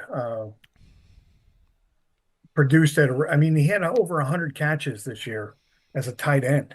That's pretty amazing as a tight end. So. It's insane. It's insane. Yeah, you heard me earlier. I think he comes in and contributes right away. If he was a one-trick pony, the one play that still sticks in my mind is. Oh no, we lost Jeff. Bummer, man. Well, against USC, we'll get Jeff back. I'm sure. Oh, there he is. There's Jeff. We lost you for a second, Jeff. Sorry, buddy. So, he's a special player. He's up there with, I don't take lightly guys who are generational talents. There's a lot of busts that came out of Penn State, Courtney Brown, Kajana Carter. I get it, what have you, but he ain't going to be one of them. There you go. Kajana Carter. Wow. We got a Kajana Carter reference up in here. Let's go. Who can be called a random Packer. That's true. Good point. That's well played. You are not wrong, sir. All right. What do we got here, folks? The Falcons are still on the clock. They have not selected yet. We got Doug says this place can't play jingles. The chants of Go Pack Go are deafening. Well, that's good, as it should be. What else we got here now? Anyone see the picks on a more timely website? ESPN is way too delayed. NFL's got it pretty on track. PFF is actually really good if you want it up to date. They have a live draft tracker, and it's attached to their draft show on YouTube, but you don't need to play the show. They have the tracker right next to their YouTube. What do you call it? Page or embed, but the tracker is really good. What else we got here? Wouldn't have missed Grant. That leaves Stewart and Harmon. Harmon is still out there. Stewart, I know a polarizing selection in Packers fans' eyes, but man, I would absolutely adore that selection. What do we got? Who's seconded? Who's here on the what do you call it? The gallery, as it were. Soder, I need your Eeyore-ness right now. Since I'm now dealing with, not having Kenneth Grant on my team, who are you thinking? I know we're going to be very happy about a new Green Bay Packer. Who is Soder hoping is the next Green Bay Packer? I'm kind of hoping Walter Nolan, but it could be Harmon, or it could be the Williams from Ohio State. As I would like to get some size at defensive tackle. Shamar Stewart is still on the board. Stewart is still on the board, no doubt. What about Will Johnson? It's interesting. All of a sudden, the buzz around Will Johnson is all about the injury, the injury concerns. It's not something that I saw or heard a lot about during the process until the last week or so. But it's definitely I am 95, possible. I am 90% certain it will be Josh Simmons if he is there. It'll be who? What? Simmons. It'll be Josh Simmons if he's there. Okay. Tackle, Ohio State, man. Yeah. Because that is what. Look. I know. I said earlier with Pete Dougherty, I thought if he's available, they'll take him. He is the most athletic tackle in the draft. Right. If the patellar tendon checks out, they will go with it, and I agree. There will be a riot and the Brown County Sheriff's Office better have a lot of lights ready to go when they select tackle. No doubt. Nobody will be happy, but that will, I think, solidify the line for the next 3 to 5 years, because that gives you flexibility. I'm with you. Tom. I agree. That's why I would like that pick. Walker. Don't have to rush Morgan at tackle. You can play him at guard. You probably don't want to sign Sean Ryan next year, although I'm not anti-Sean Ryan. It's just hasn't. I love Sean Ryan, but you're right. He'll get a much better contract on the market than he will in Green Bay, and so he'll undoubtedly want to get to free agency. It starts to spread out the contract ending dates, which is the issue right now. They're all their contract ends are all at the same time. Yep. So very much so. Really starts to spread that out. But if they take a wide receiver, there's a 1, 2, and 3 chance that he'll be a Hall of Famer. So I'm all down with that too. So I love Autumn in the chat is sorry, Nags, you always have Kitana Oladapo. Look, I still have other crushes are available on the prospect list here, so it's not over yet. A lot of ball game left. I think your top guys are still in play, and I love that TCU wide receiver. Oh, Savion Williams, yes. And that's a guy you don't need today, obviously. Like, I love the potential there. Is he a day 3 guy? Is he a day 3 guy? Border between. I wouldn't be surprised if he went 3rd, but he probably goes 4th. So, I mean, but here's kind of the question you got to answer. Yeah. Is there a boundary corner that just makes you go, oh, yes? Me, no, but them, maybe. Corner. But everybody, What about that guy from Cal? Yeah, but Dole he's Williams? Not in round 1, probably, but right. He's a later round guy. I love Noel Williams. I mean, nobody except for Harrison and Amos are healthy. And I don't think Amos is their type, like testing wise. I just think I would be very surprised if they went that route. What's that? What I love about Williams? Production. What's that? I'm a production guy. but they don't care about production. Come on now. I'm kidding. Yes, they do. They do. I'm kidding. It's the pass rush thing where they don't care about production. But I watched his tape, and man, he's doing a lot. So here's the dilemma. I don't think there's an impact by 20. I don't think there's a guy you don't think there's what? Come in and make this. I don't think there's an impact by 20. No, I agree. That's why everyone talks about they need to trade down. 100%. But I don't think there's an impact guy in the back end either. I mean, I prefer to get for 5 years. If you can't get a guy, if you can't get out, if you trade back and it moves you into the second round, to hell with that. Give me the 5 years. Right? Right. Because that's kind of a big deal.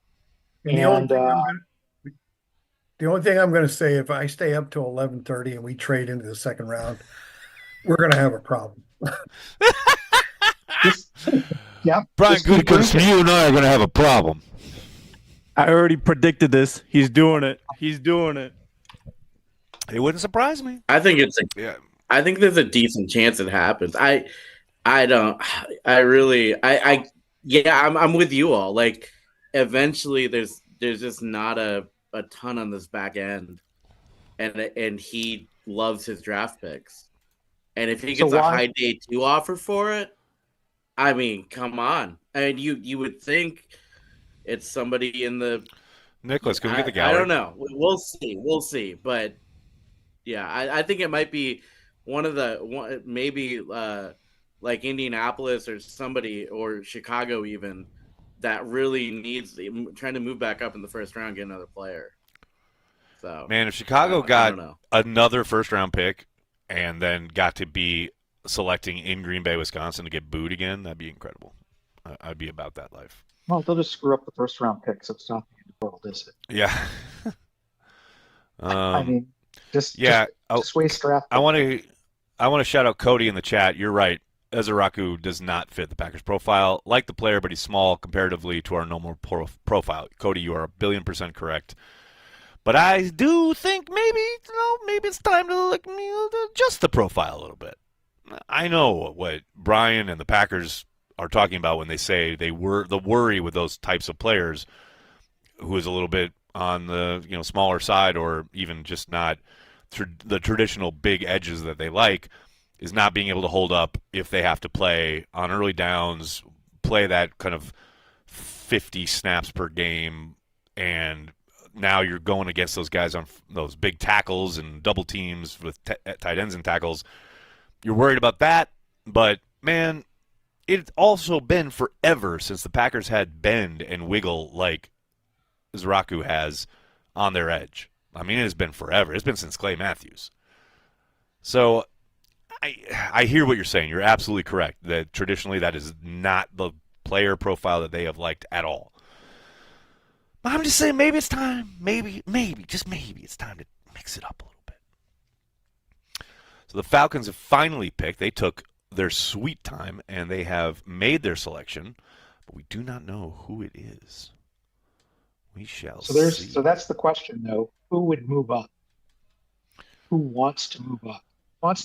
The Chiefs has been a popular answer here. The Chiefs have been a popular answer. In fact, maybe they called while we were talking. Let's take a look at the Green Bay Packers draft room here. Maybe there's a sign in here somewhere that, Gutekunst or one of his lieutenants were, look at him. He's like, yeah, what's going on? Is someone calling? I'm just going to wait. Oh, very busy. Guys in suits. Mark Murphy yucking it up. Talking to Woj there. And there's Milt Hendrickson on the right. I love that they get their heads. There's Woj. He's phenomenal. He's won a ton of scouting awards. He should be a GM someday, though. His name really never gets out there too much. Oh, yeah. Yeah, I got to see Murphy and LaFleur yucking it up. Yeah, I'm going to go back in my office and chill for a bit. Yeah, that sounds good. I'm glad we're here to talk for the cameras. LaFleur looking fly in that suit jacket. That looks good. I think he wore that to the owners' meetings. And there's John Eric Sullivan, who had many, I think almost 5 interviews this offseason. There's Milt on the right with his hands on the chair. John Eric sitting down. Look at these guys. They're the powers that be. I love that they have to do this knowing that they're only doing this for video that is going to get out there and disseminated to the media. So good. And they do it before they put anything on the wall or they cover up the wall. So there you go. Some scintillating footage from the Green Bay Packers draft room. So the Falcons have finally picked, and they have taken Jalen Walker, the linebacker out of Georgia. A linebacker at pick 15, ladies and gentlemen. We are through the looking glass here, people. I mean, I like the player a lot. I think they view him as an edge.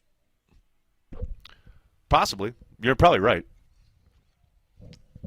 The ability to play both. See, there we go. We got the first one. Della, you're going to want to take that down. We got an idea of what the Falcons want, which is pass rush. So, yeah, Joseph, you're probably right. The idea that he can certainly go outside and take on those tackles and get after the quarterback.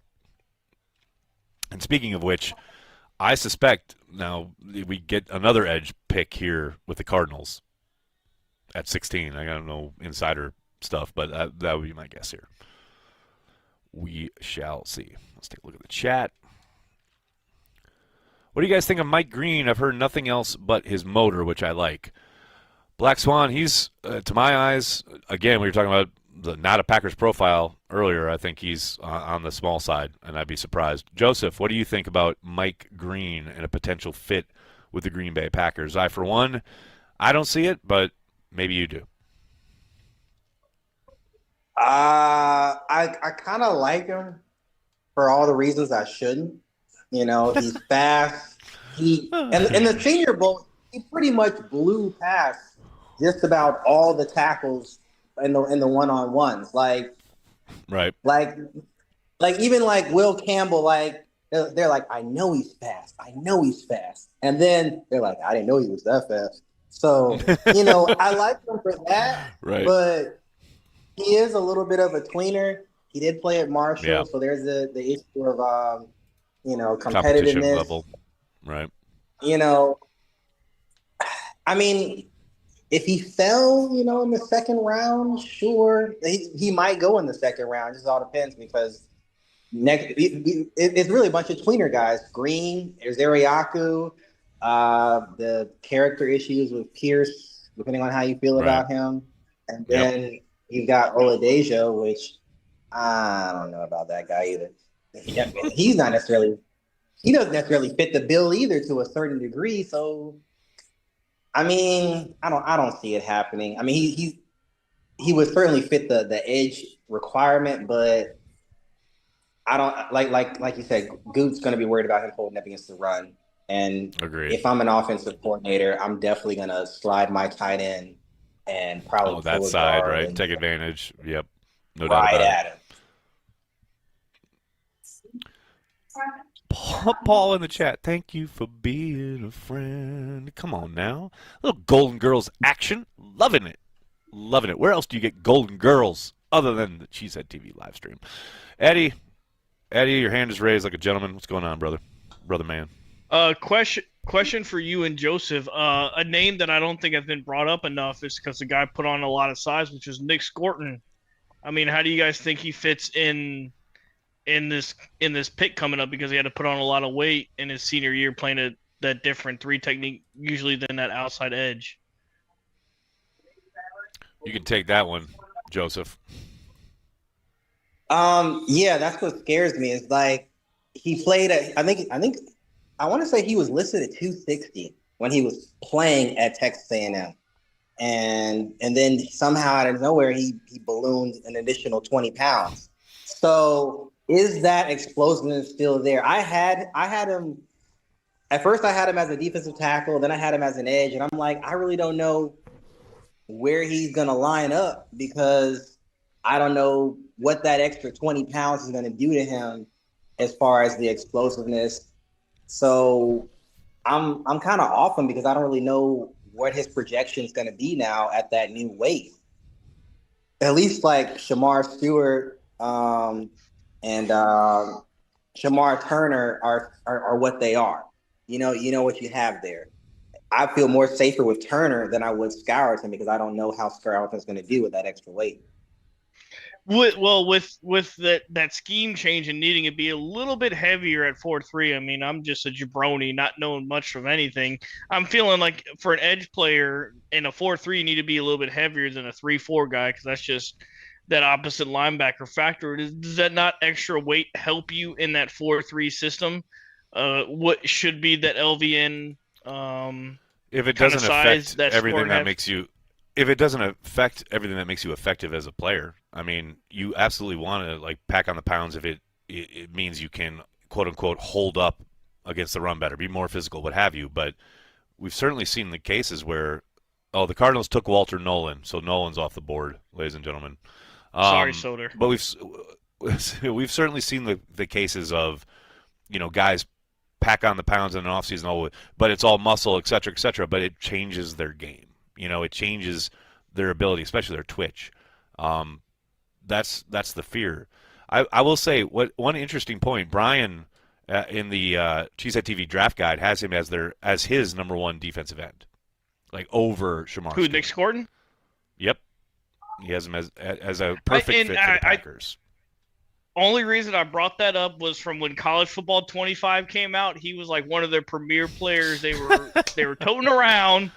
They were toting him around, and I saw him, and I was like, every once in a while, I'd see him like, that's so Scorton. I don't know if that's even how you say his name, but I was just scorching, making a play, and I was just it kind of like to have a guy that can make that balance, because there is a difference between high school and college, where you make those plays, and then you get that upwards to college to NFL and make those plays, or the size difference. At least he shows that he can make those size differences where it's like we can make him to where we want him to make him at that weight gappage to power to strength that I think the NFL strength and conditioning, that can get him to that point. And I think we have some of the best in the league just based off the injuries that we had in the past versus now with our like strength and conditioning coaches.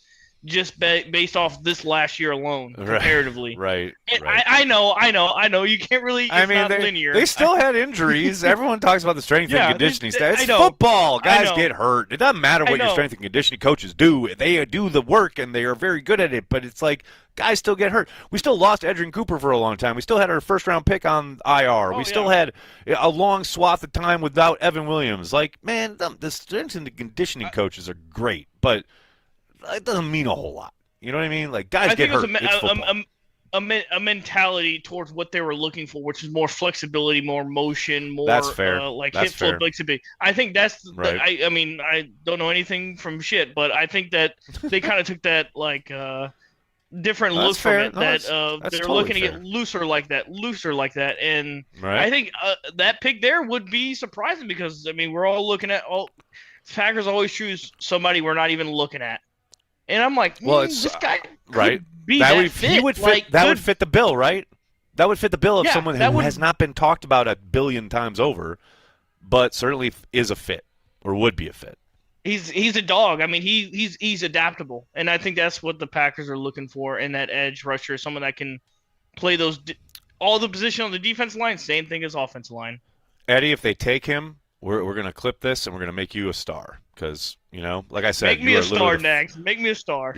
You're the first person I've seen in this kind of setting who has even talked about him connecting to the Packers other than Brian in the draft guide. So rock and roll, dude.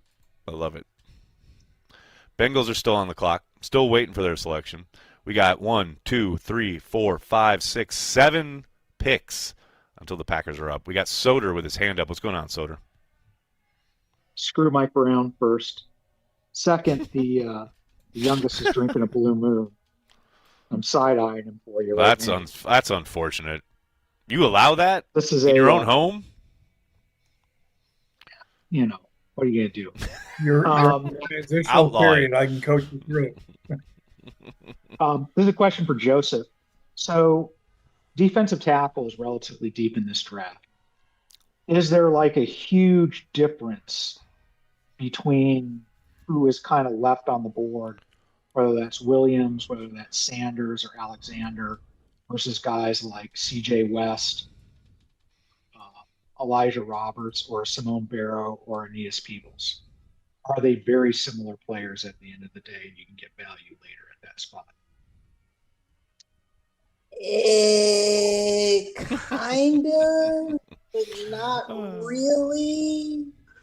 So I think the one thing I do like about this interior defensive line class is that for the most part, if you look across them, they are technically sound. I'll give them that. There's a lot of players that are spread all over the defensive class in general that are super raw, like Jalen Walker, Walter Nolan, Mikael Williams, guys that are size speed prospects, but like from a technique standpoint, super raw. Like there's going to be a sharp learning curve because now the guy on the other side is just as big and a little bit closer to you in speed now. So you're not just winning just because you're the fastest guy on the field.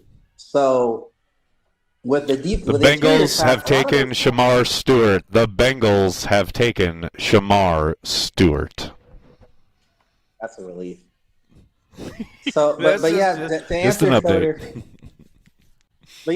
Soder, like most of this class, like Norman Lott, Darius Alexander, Shamar Turner, Derek Harmon, TJ Sanders, Alfred Collins, Vernon Broughton, like going down the list, even down to somebody like Herman Hunt from SMU, who I've got like day 3 in the 6th round. These guys, for the most part, they get it done in their own way. It's just the better ones are going to go earlier, sooner than later. So I don't know we know defensive tackle is a sneaky need for the Packers, but Goo could afford to sit for a little bit and then just take the guy that he thinks like, hey, like 3-4 years from now, this guy's going to be a beast. And then he'll figure out the rest of the roster for the more immediate future, if that makes sense. It does. It most certainly does. I want to give a shout out to Packer Aggie here, Carry the G member for 1 month. Really appreciate the support, saying, I am new to Packer Nation and have listened to dozens of Packer influencers. You are my first listen every day. Your common sense approach is spot on. Let me tell you something, brother. That really means a lot. Thank you so much. It's been incredible being here in Green Bay the week of the draft and meeting so many people last night at the meetup and at our mall event Wednesday afternoon. And earlier today, I went to the draft in the footprint and just kind of, because I wanted to see, it's a once-in-a-lifetime thing. I wanted to, see what the fans are doing and what's on offer, etc. I was telling Sarah earlier, I must have gotten stopped 100 times. And so many people saying so many nice things about myself and about Cheesehead TV and about connecting to the Packers through Cheesehead TV. I cannot tell you guys how much it means to me, Corey, everybody who is affiliated with Cheesehead TV. You guys really make this go. I mean, when we show up at an event like last night, or when we were in London, or when I was down in Brazil, the fact that Packers fans literally worldwide utilize Cheesehead TV to connect to the Green Bay Packers, it means everything to me. It means everything to me. There's a reason it's called Packer Transplants, because tonight is an amazing event. It's incredible that it's here in Green Bay, and it's so great to see so many Packers fans, especially last night. I met people from literally all over the country. I mean, I went, I think, down a line of people, North Dakota, Georgia, Texas, Florida, Oregon, and that was just in a 15-minute span. The fact that you guys utilize Cheesehead TV to connect to the Green Bay Packers the same way I do as far as, living in New York. And I know Corey keeps beating the drum of, oh, you should move to Green Bay, you should move to Green Bay. And I probably will at some point down the line when my kids are older and settled wherever they're going to end up. But, I take pride in the fact that I don't live here and that I'm not in Wisconsin. And I am just like you as far as Packers fans who are insanely passionate about the Green Bay Packers, but don't live in the state of Wisconsin and don't have the opportunity to come to Lambeau Field when they feel like it, right? So that's a long-winded way to say thank you so much. I really appreciate that. And on a day like this where we're producing a lot of content and there's obviously, a lot going on, so to speak, that always brings out the trolls, and that stuff burrows into my brain sometime. And this week in particular has been great to meet people who actually enjoy and, like I said, appreciate what we do, to kind of beat back that stuff. Because you get one negative comment and it just eats at you and eats at you and eats at you. But comments like that and everything you guys have said throughout the week when I've met people in person has been amazing. So thank you. Sorry for the detour. I just wanted to get that off my chest. Hey. Cheers to you. You're the reason we're here. Thank you, brother. I really appreciate it, Jeff. Yeah. Soder says, chug that beer, Doug. Chug that beer. Let's go, Doug. Doug hype. Max has his hand raised like a gentleman. What's going on, Max? Thanks, Aaron. Wish I was enjoying some Carry the G, but I got a nice smoked porter here. So that'll have to do. Okay. But not really a draft question, actually. More of a question about linebackers. And Edge Cooper obviously developed tremendously over the course of the year. And I know we're mostly a nickel league. We play primarily two inside linebackers. But I think I asked this question a number of times because it was fascinating. Quay has always been kind of the weak side. And then I think early in the year, your sense was, and correct me if I'm wrong, that Coop was more of a strong side, more of a Sam linebacker in the traditional 4-3. No, definitely not. I definitely thought about it. Hopper I did, but not. Okay. Cooper, no. Cooper I always thought was the problem with Cooper was that he was also a will. And I saw him, and they clearly saw him as a will. And I thought they were going to move Quay to the will, but they kept Quay inside. But Cooper, definitely never saw him as a Sam. Okay, but did he develop skills different than what you expected to be able to more adequately play the mic? Or do you think that's essentially something he always had, and it's just he got more playing time? I think he got more playing time, and I do think some of it is just the nature of the league as far as we don't line up in I formation and run in the A gap anymore, right? I mean, obviously it happens every once in a while, but it's not a predominant part of the game. And so with that said, and I remember when they switched, and who was it? I think, was it Wildy or somebody asked the question? Oh, no, it was Pete. Asked Brian that kind of question as far as, are you going to be able to stop the run with these body types? And it's just a different game as far as it's a space game, and they're trying to utilize things in space way more than back in the day when it was just road grading and trying to kind of push the pile, so to speak, and get 3-4 yards, cloud of dust, etc. So those guys in the middle aren't taking quite the pounding that they used to, and because there's so many, I mean, think about any NFL game you watch where there's the smoke screen out to the edge, right, or all the tunnel screens, or all the quick game stuff, where you've got to have athletes in there, and there's just not enough. There aren't enough teams buckling it up and running power to justify having a traditional old school mic. It just doesn't really exist anymore. Okay. And I don't know if you. So I mean, obviously, heard my chat with Justice the other day, but Justice was literally saying there's 3 good linebackers in the league, and I think that's maybe some hyperbole, but it's just different, Sure. Okay. So how do you see him developing? Does he, obviously we'd love a Brian Urlacher type in the middle, but does he need to be that, or is it simpler? No, he doesn't need to be Brian Urlacher, but you want him to be able to stay on the field all 3 downs, right? I mean, that's the key. You would love for him to develop into a guy who you never have to take off the field, and I suspect that's where he's headed.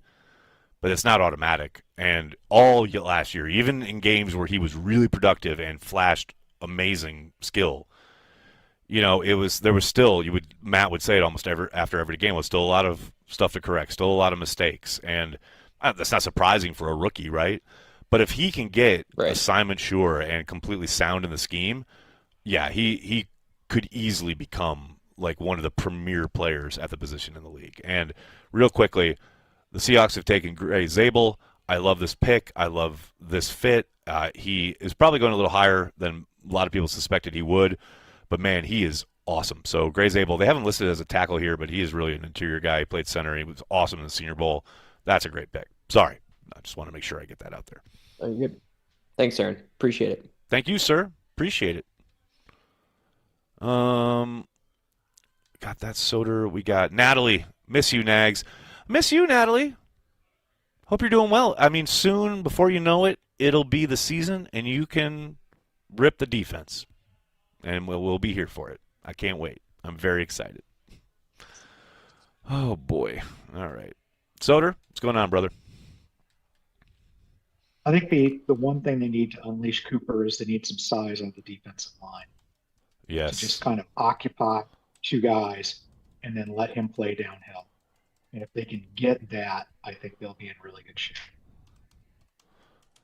I think, you got to control things, right? You got to be able to keep him clean because he's shown, even when there's washed, to get through, he's going to get through it, but you got to keep him clean. That is 100%, the next step, so to speak, because if he can play clean and, get to the ball carrier, sideline to sideline, doesn't matter what you're doing, trying to, get to the perimeter, that screen stuff I was talking about, or even just trying to get to the edge, which killed the Packers last year. So many games where there was one play in particular, I know you guys probably heard me say it a million times, where they had that offset eye, put the fullback in motion a little bit, and they pitch it. Evan Williams talked about it with us on Transplants. That was the welcome to the NFL moment for him, where they got a tackle or a pulling guard on him in space. And if you can get edge clean and get him just attacking downhill, seeing that stuff and being able to run free, yeah, I agree. He could be an absolute demon.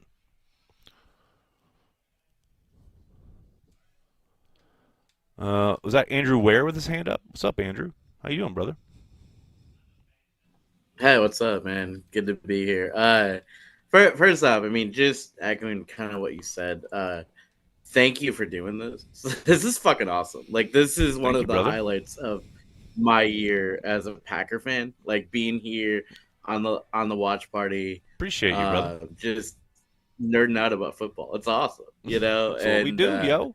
I'll never forget the year that like the Rodgers drama happened, and like Demovsky was on. He's always on here, but it's like, who better to have like right after that happened on a live after the bomb drops. That was amazing. So yeah, I mean, but I've said and I'll say it because we're a lot more people are watching right now. Hold on. Igbuka just went to the Buccaneers.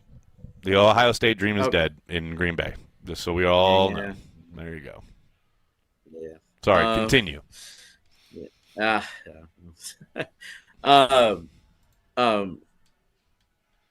No, like I'm here because I'm with my wife and she doesn't care about football. Like I'm on your live streams. I'm on the watch parties. I'm on watching daily. I'm 36. I have a lot of time. I don't have a lot of time to consume. I mean, I consume a lot of Packer content, but yours is the content that I choose to consume. Cheesehead TV Thank you, sir. is what I choose. Appreciate you. And it's because I feel like, again, having, always been a Packer transplant, but having moved about 5 hours away from my dad and mom, where I'd go watch the game every Sunday. The watch parties when I can get on them or what, it's like watching the game with my dad and with friends. And that's why I'm here. That's why we're all here. So just know. Appreciate it, brother. Don't listen to that negative bullshit, man, because that's don't listen to that shit. I appreciate it. Thank you, man. Going off the back of what Soder said, though, I think that might be why we don't trade out, because getting a big guy on the defensive line, I think is like we definitely could use that, and it could really.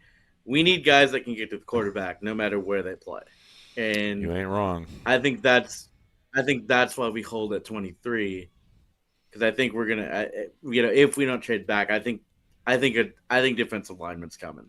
That's my. I hope so. I would love that. I mean, we'll see. The way the board's falling Armin's still out there. We'll see. Yeah. Thank you, brother. Appreciate you. Thank you so much. I want to give Bridget a shout out for the super chat. We just bought 2 of the shirt you're wearing. Hubby is born and raised in Green Bay till the military took him to North Carolina, where we are watching you. Shout out, Matt. What's up, Matt? What's up, Bridget? Thank you so much. Really appreciate it. And thanks for getting the shirts. Once in a lifetime, man. Pretty amazing. No doubt about it. Also, shout out to Jason. NDSU is the new offensive line factory. I mean, they have been, right? They've been absolutely kind of churning them out. So now we have the Broncos on the clock, and then the Steelers and Chargers, and then the Packers are on the clock.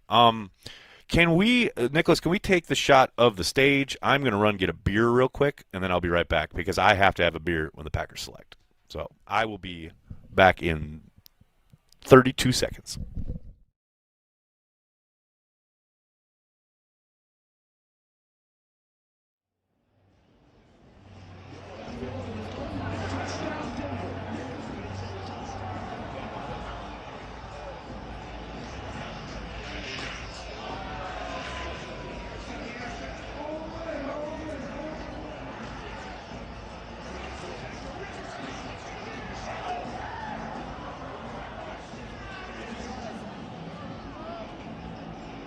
Okay, that was hilarious because that was great. I ran out to get a beer, and I told Corey, can I get an old-fashioned, please?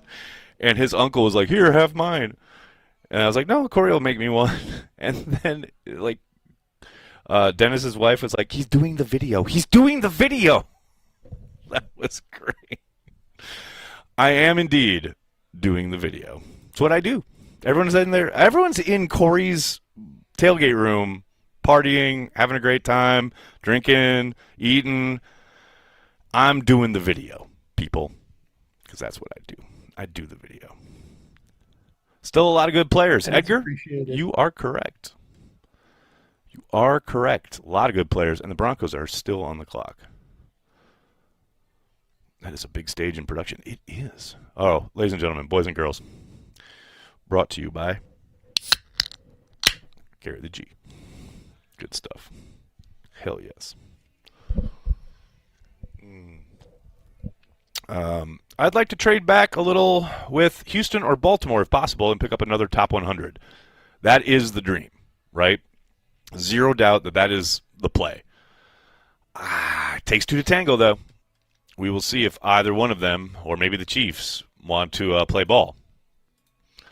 I really hope that does happen, but we shall see. All right, so Broncos still haven't picked.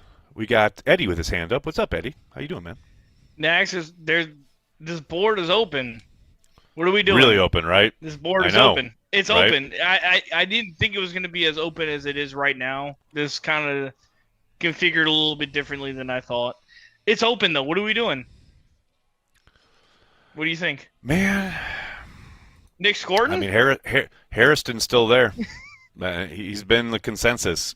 So I'm trying not to get my hopes up too much for, like, you know, one of the defensive tackles. Maybe, I mean, we talked with Joseph earlier. I mean, Zaraku is probably not in their wheelhouse, but, man, I'd love that.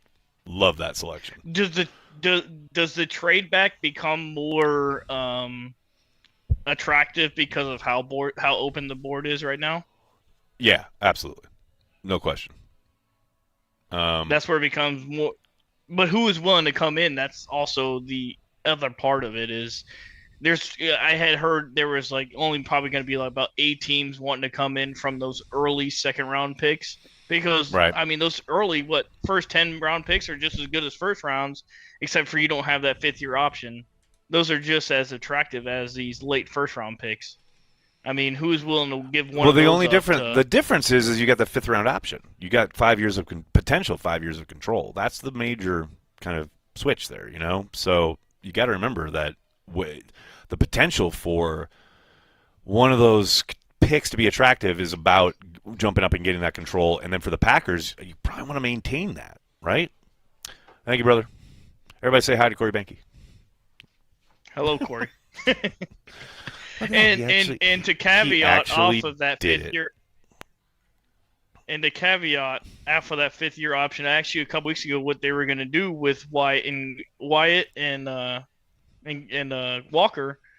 What is it that you an end of days think? Because I know Brian already said they're not doing anything until after the draft. Right. What do you think? Well, but they have a deadline.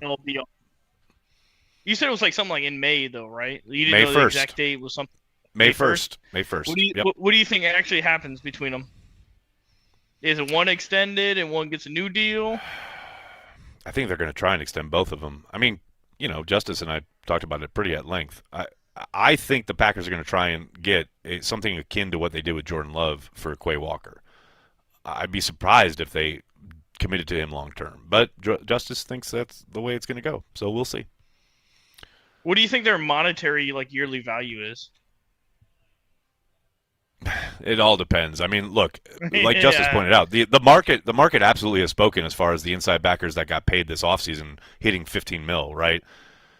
But man, you can't, and I know that's the whole point was about the 5th year option. Justice was saying they could potentially do it because of the $50 million thing. But yeah, the problem is with if you do the 5th year option, it's fully guaranteed. You know, that's you're just sinking a lot into 1 year of Quay Walker that you think, okay, we're going to see what we got for this hopefully year that he plays the majority of the snaps, etc. I don't know, man. It seems a bit rich for my blood, but that's just me. He pointed out, the market has kind of spoken, so maybe it goes that way. With Devontae Wyatt, I hope and I think they probably would try to, get him locked in for a 4-year deal that's really 2 years, and they can get out of it if they want, kind of thing. That's what I would suspect. Man, we got a lot of super chats coming through. Thank you so much, everybody. Going back up to Jeffrey, as a DC cheesehead, I very much appreciate all you do. My son lives in Brooklyn. Is Kettle of Fish worth the effort to see a game? Oh my God, Jeffrey, yes. If you've been to a game in Wisconsin, especially if you're born and raised in Wisconsin, but if you've ever been to a game in Wisconsin, or watched it at a bar in Wisconsin, Kettle of Fish is the best spot to watch a Packers game outside of the state. It is just outstanding. Patrick has done a phenomenal job of making it like a piece of home because he's obviously from the area. Hell yes. A hell to the yes on that. I mean, it's a phenomenal place. The Broncos have taken Barron, the corner out of Texas, so that's another corner off the board. But Jeffrey, yes, it is absolutely 1,000% worth the effort. Do it. Con Krug, I want to give you a shout out. There's only one other place I would rather be right now than in Albany, New York. Love, love, love all that Cheesehead TV does for us transplants. Thank you, brother. Really appreciate that. Overshadow Sean is here. What's up, gents? Sir, how are you?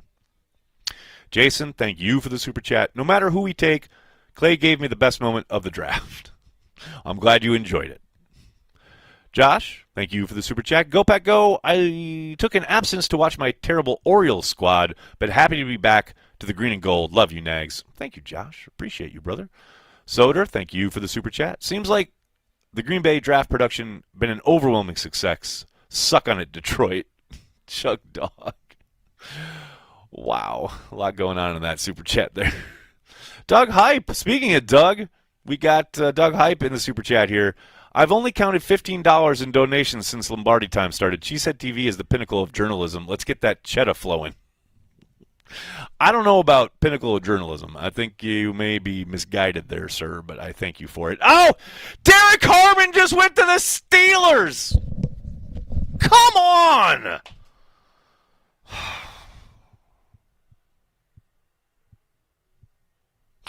How many draft crushes do we have left?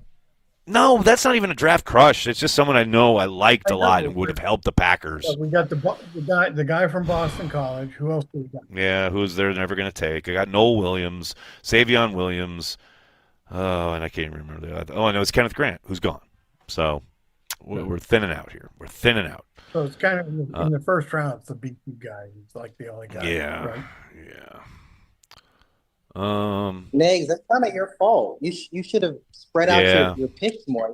You put everything at the top, which I don't blame you, but well, Savion Williams isn't a top prospect, you know. It's just the guys I fell in love with. I can't. The heart wants what it wants, Joseph. These are crushes. This is not science. This is feeling. This is emotion. I was gonna wait to drink this till the Packers pick, but damn it, that took the wind out of my sails. NRL SC Maryside Reds, what's up? Watching along in Australia with my son, and his guess for us is Will Johnson or Donovan Ezeraku. Go Pack Go. I think Will Johnson is a possibility. We've talked about Ezeraku. I would be surprised, but I would fucking love it. Porkmaster, how are we going to win the draft when we're letting teams pick so easily on our turf? Mark Murphy's got to tackle someone before they make their picks. Oh, I love it. Corey Krenz, what are we doing? We're waiting for the Green Bay Packers to be on the clock, which they will be in one more selection. One more pick. The Chargers are on the clock, and then the Packers pick, and then they'll trade back.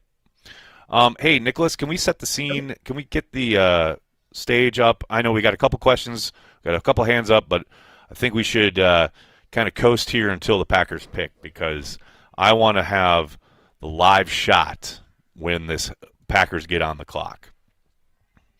Man,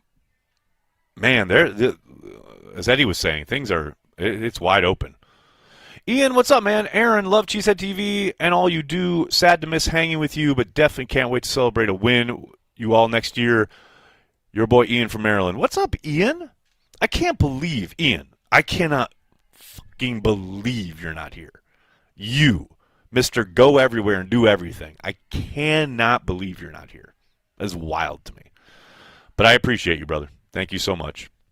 Really, really appreciate it. All right, let's see who the Chargers pick here, man. Come on now. Got to get my Cheesehead TV draft guide up, getting ready for the selection. See who they take. I mean, there's a lot of really good players left, as someone was saying before. Man. Let's go. Come on now. I mean, who? Okay, we're 2 out. We talked about Mike Green. G.I. Campbell, I mean, that's Joseph's boy. I'd be surprised, but it's not crazy. Will Johnson, the injury concerns are real, but certainly the corner is a place they could go.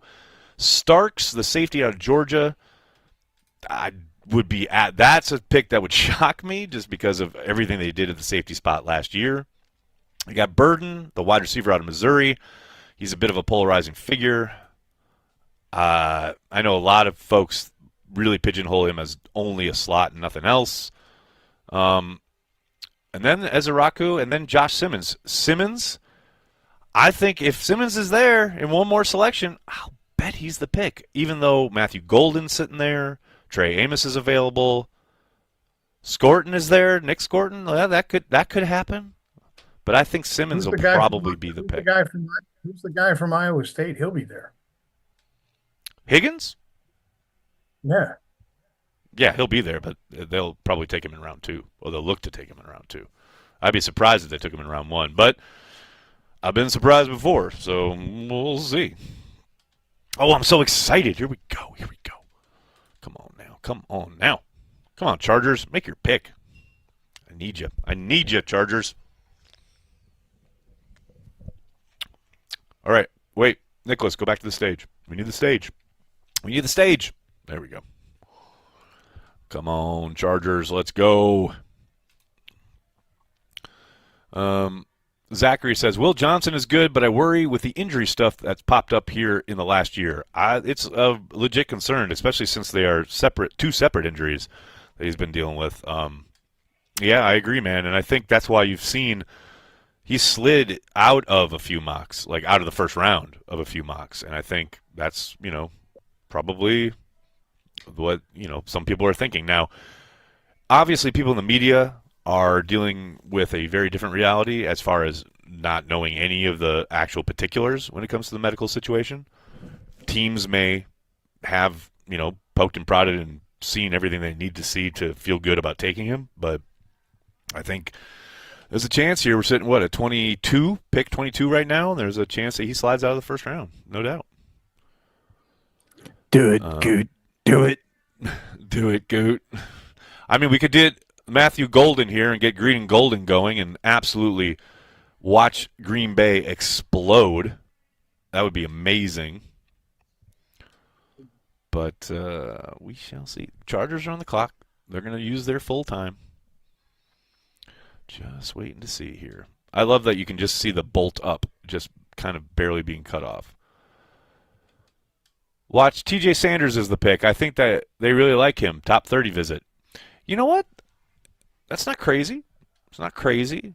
The one thing I would caution on is the use of the words top 30. It's a pre-draft visit. I know I'm a stickler on this thing, but these are not their top players. These are players they want to gather more information about.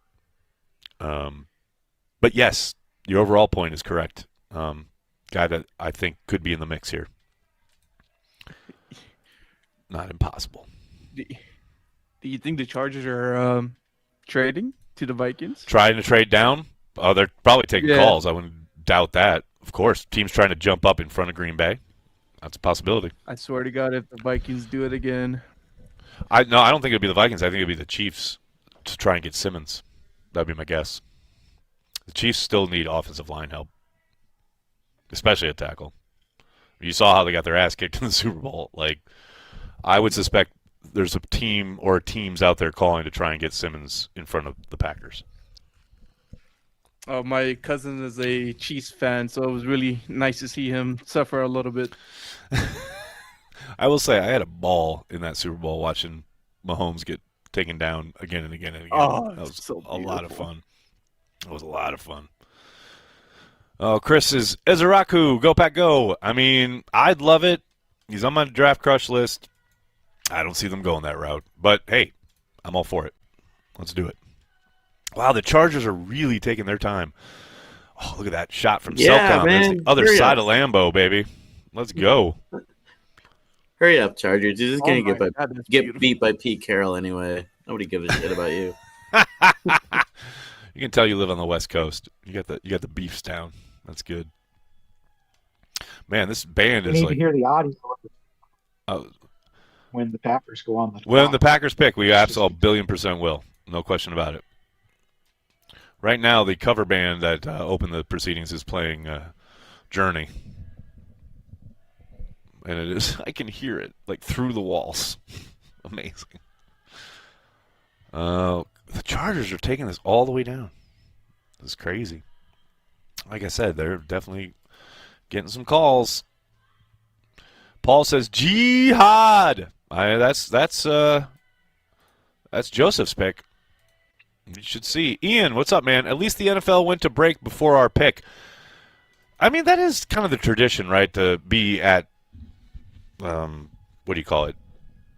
At commercial when the Packers are selecting. Obviously, this year with the Packers hosting the draft, clearly they were never ever going to be at commercial when the Packers were on the clock or selecting. So here we go. Come on now. Which band is it? Matty Day, I don't know, brother. I'm not sure of the name of this group in particular.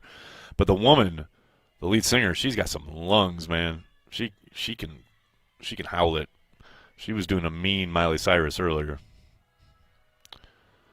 For those of you who don't know, by the way, if you're in the Green Bay area, I'm going to be playing with Maddie on Saturday night after the draft is over, downtown at the 8th round downtown. I love that. I love that name. End of the draft celebration concert going on downtown Green Bay at Light Park. I'm playing with the band Hang 10, one of the 4,000 different musical endeavors Maddie's a part of.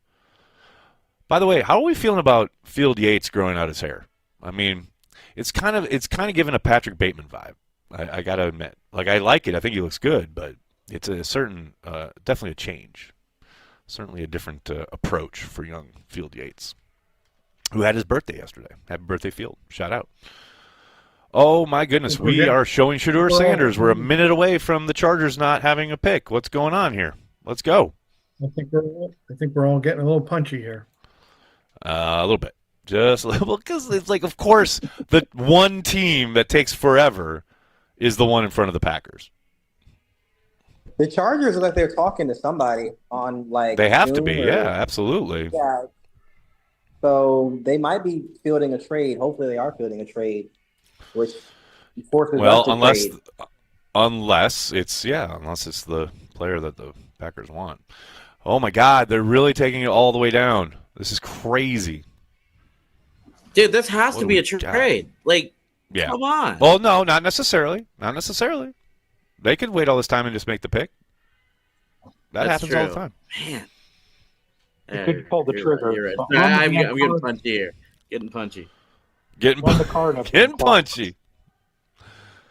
You know, it just occurred to me, well, not just occurred to me, but earlier in the draft, like, what if the league says, like, hey, like, we're not getting enough airtime. Can you, like, take an extra, like, 52 seconds to make your pick? Like, you know what's funny is I would say no, they would never do that, but hey, anything is possible with the NFL.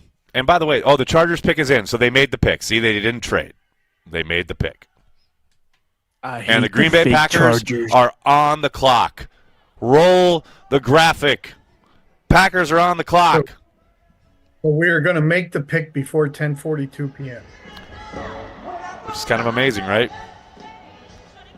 There we go. We got audio. We got audio from live from across the street. That's the band I was talking about. They're wailing away.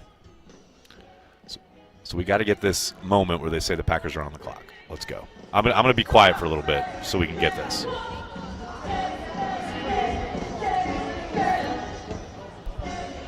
Although I have to talk a little bit so YouTube doesn't shut us down for whatever songs they're playing, matching up, and copyright problems, etc. But Nicholas, keep it up. Keep it up.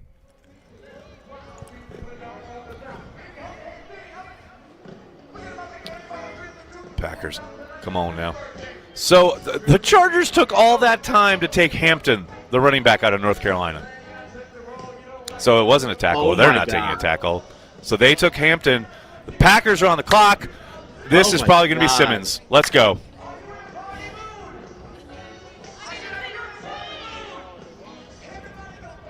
Okay, that's great. You guys are partying. I can just feel offensive backup right now. Yep.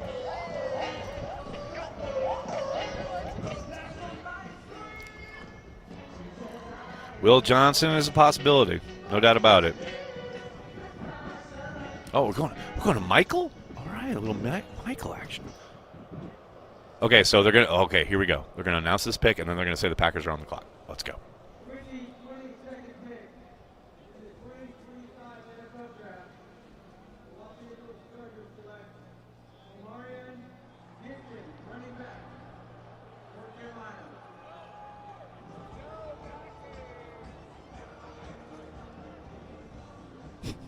The fact there's like no reaction. Great.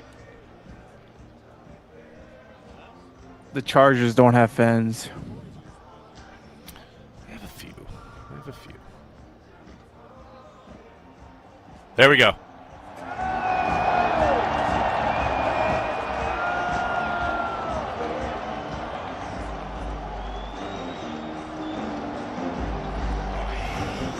Hell yes. All right. We are on the clock. Let's go. See who the Packers take. Holy cow. Guys, I'm nervous. I'm a little nervous. I am more than a little nervous. And I shouldn't be, because, whoever they pick, newest member of the Green Bay Packers, I'm on it. Watch it beat Nick Scarton. Come on. And you're going to be disappointed. So I'm not going to be disappointed. I'm going to be very happy. No matter who it is. I'm manifesting it. I am manifesting my happiness.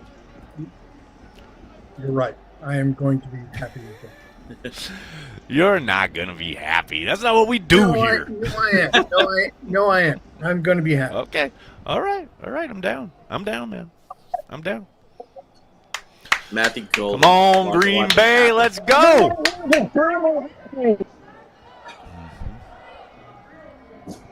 Oh, I heard a little Go Pack Go. You like that? You want to hear some Go Pack Go? All right, it's still crazy. Now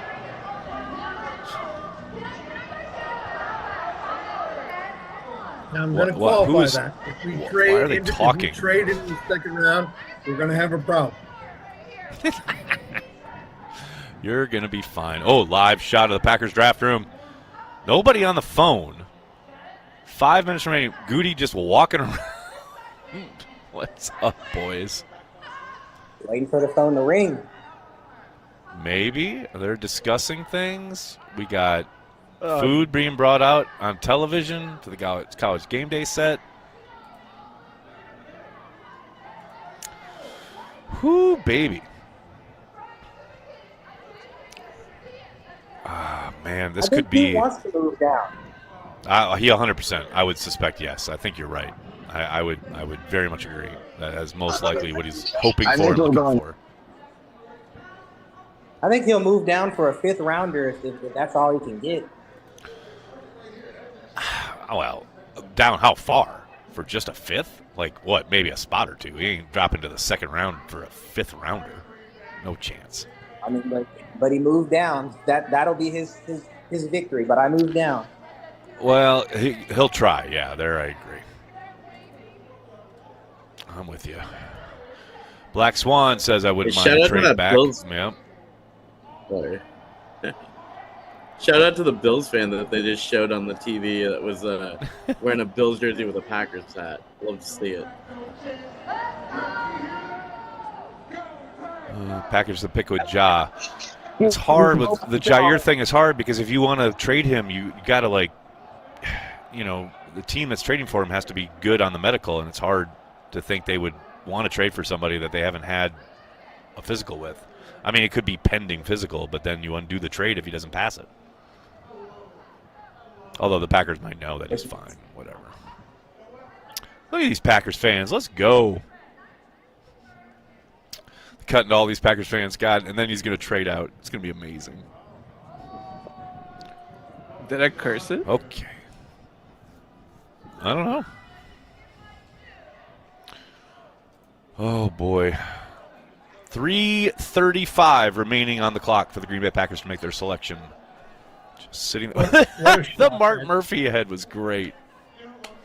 What a shot that is toward Lambeau Field with all those people. So good, right? Make that call. Make that call, Kansas City. Make that call. It's indescribable. Yep. It's unbelievable. Look at that. That's so good. That looks so awesome. Okay, come on. I mean, it's kind of like watching New Year's Eve. You know, a little bit, right? You're not incorrect. Now watch. I mean, we were talking about left field stuff. Like, Giad Campbell would be unexpected, but obviously we talked earlier with Joseph about it. But Matthew Golden is sitting there. Matthew Gold. It is left field. It is left field. They took 2 linebackers last year. They're going to re-up on Quay Walker. It would be a little bit out of left field. I don't know. Matthew Golden's still sitting there. That would set this place on fire. But they certainly are taking their sweet-ass time.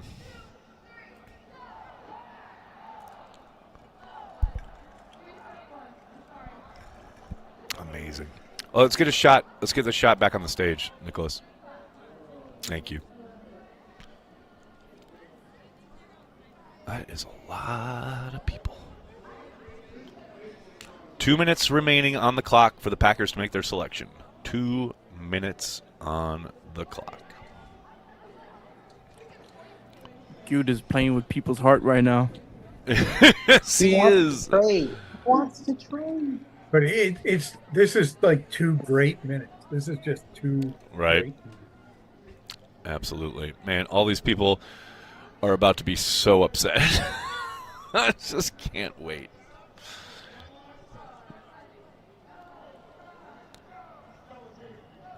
Oh boy, here we go. Come on now.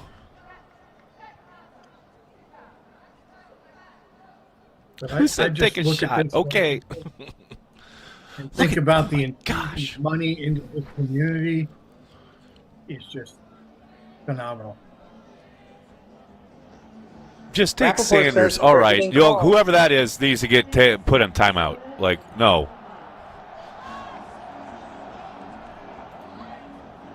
Oh, the pick is in, I think. The pick is in.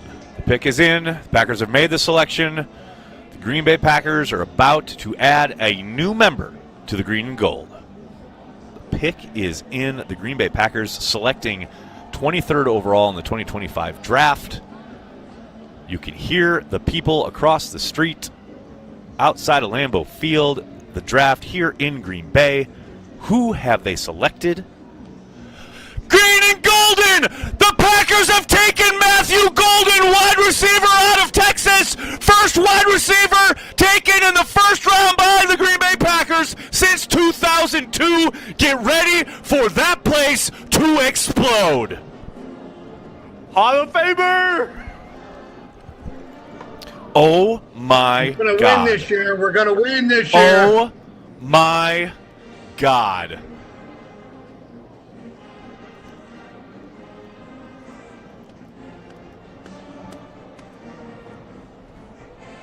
Let's effing go.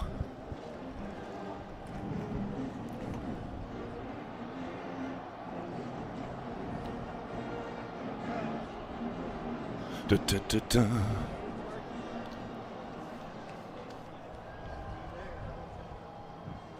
Oh, I'm just waiting for the crowd to... Oh. To make this historic pick, please give it up for first team All-Pro, World Ruler, 2-time Super Bowl champion, and Packers President and CEO, Mark Murphy.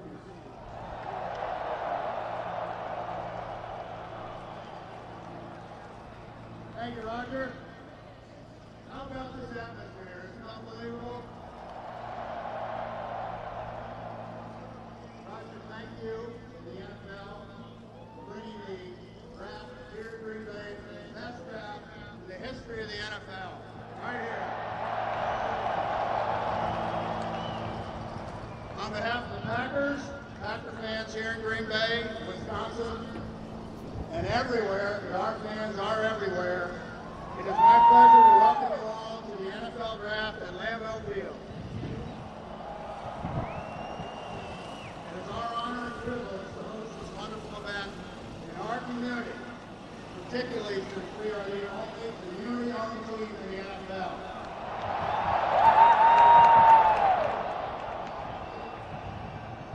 Just out of curiosity, how many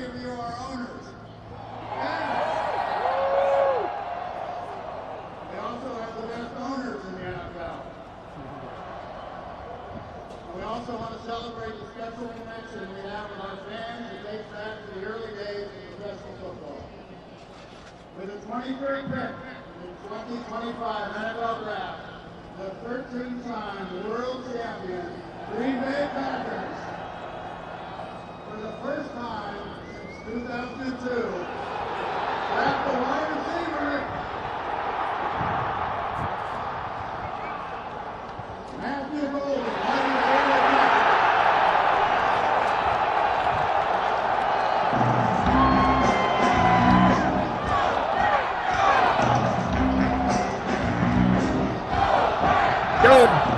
Go!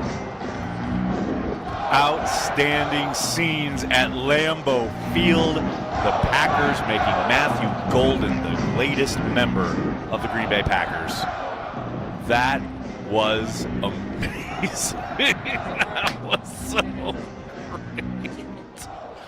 Holy Toledo. Okay, first of all, let's talk about it. I am surprised, obviously. Clearly, Golden had an outstanding final stretch of his collegiate career, really came to life in the back half of Texas's season. You know, the young man comes out of the green room. Look at him go. I do want to read a little bit out of our CHTV draft guide. Big thanks to Jake for putting the wide receiver rankings together. He had Matthew Golden ranked as his number 3 wide receiver. After a couple quiet seasons at Houston, Matthew Golden transferred from Texas to help reload the wide receiver room. His relative anonymity continued early in the season for the Longhorns while he sat in a rotation from series to series. It wasn't until late in the season that Golden shined, and he was a major reason the Texans kept pace in the SEC and went deep into the college football playoff.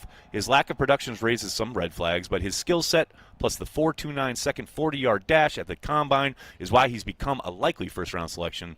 The fit with the Packers, Jake writes, Golden is one of those players who has a seamless fit with the Packers in terms of his skill set. His ability to win as a route runner separator will create windows for Jordan Love. Golden is also a reliable playmaker who Love can trust to make plays at the catch point, whether it be tracking it effortlessly or making a quick adjustment.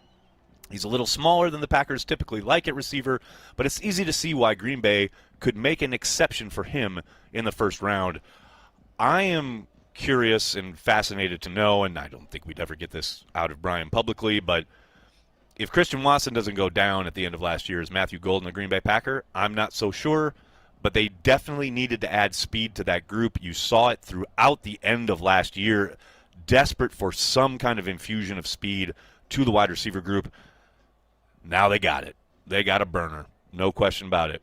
And like I said, very much a kind of swell in his back half of his final year in college. He's obviously headed to Green Bay where they know what the hell they're doing on offense.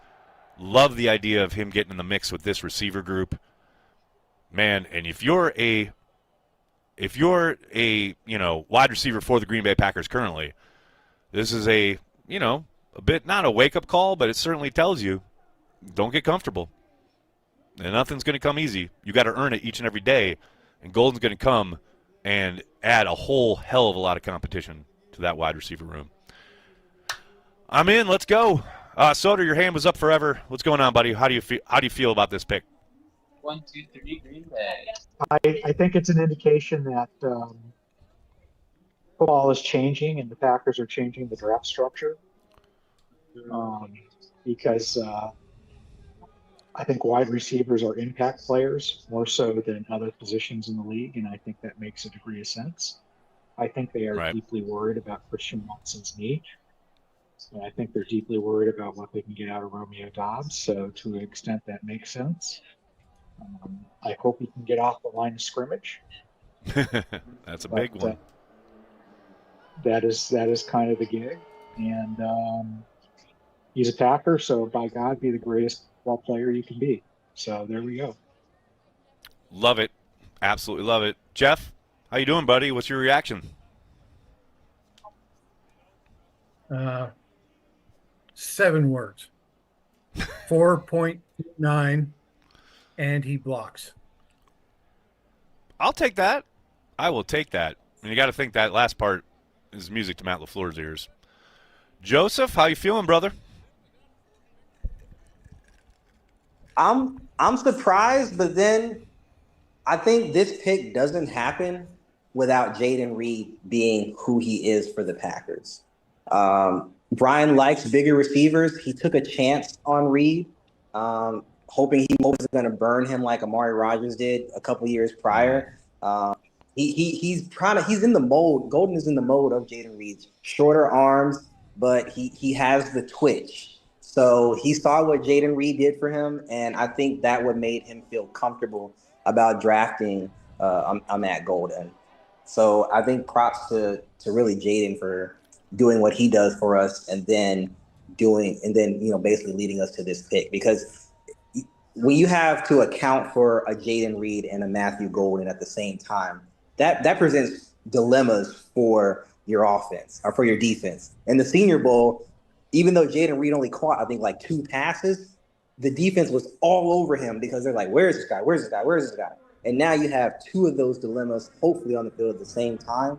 So I think like Soder said, like we're evolving, and I love that about Good. Like you can't base it only so much about his last draft, about the current draft, because he's gonna take his lumps, he's gonna learn something, and he's gonna evolve. I think that's what kind of makes this whole ride probably more entertaining. Is like, what is he gonna do different that he didn't do last year or even 2 years ago? So. Right. I'm in just as much shock as you guys. Obviously, Murphy knew exactly what he was doing on the pick for the first time since 2002. Yeah, he did. Let's hope he can stay healthy, like we hope, because he had some injury concerns as well. So let's hope he can do the same thing and that he did at Texas and stay on the field. I mean, yeah, that's obviously a huge component, but it's like the thing I always kind of worried about was, like, you go back and you watch his Houston tape, and it's pretty damn inconsistent. And the stuff they're talking about the catch point, that wasn't there at Houston. But then that stretch towards the last 6 games or so with Texas, you really saw him put it together. And so for the Packers' perspective, it's got to be, yep, this is the beginning of his upward trajectory. This is where we project him to be going, as far as that's just the start of who we think he's going to become. And it's interesting. I don't know what you think as far as his fit. When you're talking about a perimeter, he can play, obviously, will play on the perimeter. Do you think he's a strict X, or do you think he can move around? I had him on my board as a Z, actually. I had him at a Z, possibly moving in the slot. I'm going to, we don't know what Romeo's going to be like. Romeo's the X until we just notice on the field he's no longer the X, if you ask me. Right, I feel you. We basically interchange Golden with Reed. One's going to be in the slot, one's going to be at the Z, and basically depending on the shell, the coverage shell the defense is running. Like, look, how can I expose this defense so I can make plays downfield? I think Z is the better. I think Golden is the better route runner, which is why I put him at the Z. Versus Reed is more. He's more of a beat you with his feet and beat you with his release package kind of a guy. So I like him more on the outside than I do have him in the inside. And like you said, he's a little bit smaller. I don't think he has the demeanor that Jayden Reed has to, be taking hits inside. So I prefer him on the outside, but not necessarily as the X. I start him off at Z and let him work his way. Maybe he grows into an X. Maybe that's the projection. Because he certainly, I think, does have the chops for it. It's just for a smaller wide receiver, I'd rather him be off the line, not necessarily having to match it up with like the more physical corners who are going to be lined up against your X. I was just going to, that's a really good point, because it's like the fact that he's not even 6 foot. Like, that's not a traditional Packers wide receiver, right? And to your point, I think maybe Jayden Reed helps in that regard, showing them, look, you really liked what Jayden gave you coming out of Michigan State, and there was some question about whether he could play on the perimeter, even though he did a little bit of it there. And it's like, well, he came into Green Bay and obviously was everything they had hoped. So maybe they are like, yep, we feel comfortable enough. And to what Soder was pointing, like he doesn't shy away from the responsibilities in run blocking, which is what you got to be able to do that in Matt's offense. Like, you cannot be out there, especially on the perimeter, and not be like holding it down when it comes to the run game. But the size thing is very interesting. The fact that they have made another selection for a guy under 6 foot. We're going to have the new Smurfs in town. He's 5'11", so don't take too much away from him. But he's but for the Packers, that's a big deal for the Packers. Traditionally, you know what I mean? That's not the norm. They want their guys 6 foot. We really haven't had a big receiver really pan out for us though. Like, I mean, yes, Christian, but he hasn't been consistent. So maybe it's time to just go with the guys who just that's what I mean. That's size they are. And that's what Soder was talking about as far as the Packers changing with the times a little bit. Perhaps that's part of it, no doubt about it. I would love a Megatron. I mean, he haunted us for 8 years. Who wouldn't? Right. They don't come around that often. No, they do not. Porkmaster, what's up? His Tinder profile says 6 foot. Okay, all right, relax. Devin S., how are you, man? Nags, our wishes came true. Golden. Love it. Absolutely love everyone chiming in. I also love that right after we selected, the Vikings took Donovan Jackson, the tackle out of Ohio State, and then the Giants took Jackson Dart after trading into that spot. Amazing. And now the Rams are on the clock. They really hate Shedeur, really. Oh, my God. Well, yeah. I can't say I'm surprised.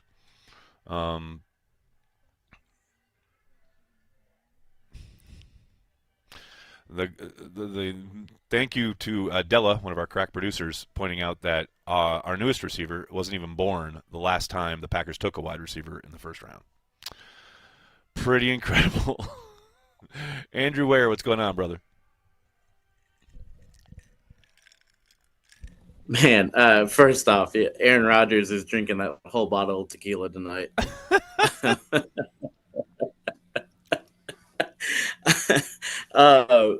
Knock me over with a feather. I mean, you saw my reaction. I'm happy. How can you not be happy? I mean, come on, it's a wide receiver with speed. Went against the Packers mold. You talk Soder bringing up Packers are changing. This looks like it, and I mean, you gotta love it. I mean, I would have loved whoever it was, but just be excited, like that. My take is just I'm in. Fucking excited that we went against our nature, 2002, over 20 years since we've taken a wide receiver. So that's pretty cool. I'm just stoked, and I think you could tell Green Bay was too, which was cool. And I love seeing him come out on the stage and then say something. Like, then I don't know if you saw, he was like taking selfies like on another stage in the middle of the draft. Like, that's pretty cool. He didn't have to do all that. I love seeing that out of him. Just early impressions. He's happy to be in Green Bay, and that's what you want. And I'm absolutely stoked. I gotta bounce after this. I can't subject my wife to any more draft coverage. This poor woman. She's a saint. She's a saint, Andrew. She is. She's sitting there on her phone being like, when is this going off? Have a good night, everyone. Thank you, brother. Soder, what's going on, man? So 90% of the people on here don't remember this. You're back to Steve-O Phillips and Walter Wait, Stanley. Speak up. You're real quiet. I got to hear this. Okay. What's up, Soder? All right. Okay. So I'm deeply excited because we are back to Steve-O Phillips and Walter Stanley. I know. They don't know it. It's going to be exciting. They don't know it, but you're going to be very excited by it. I love it. So good. Doug doesn't do math very well because I guarantee you over $15 because I gave you 20, Doug. And then he's not lit. He can't hear anything out there. Fine, Soder. And then how about this? I can tell.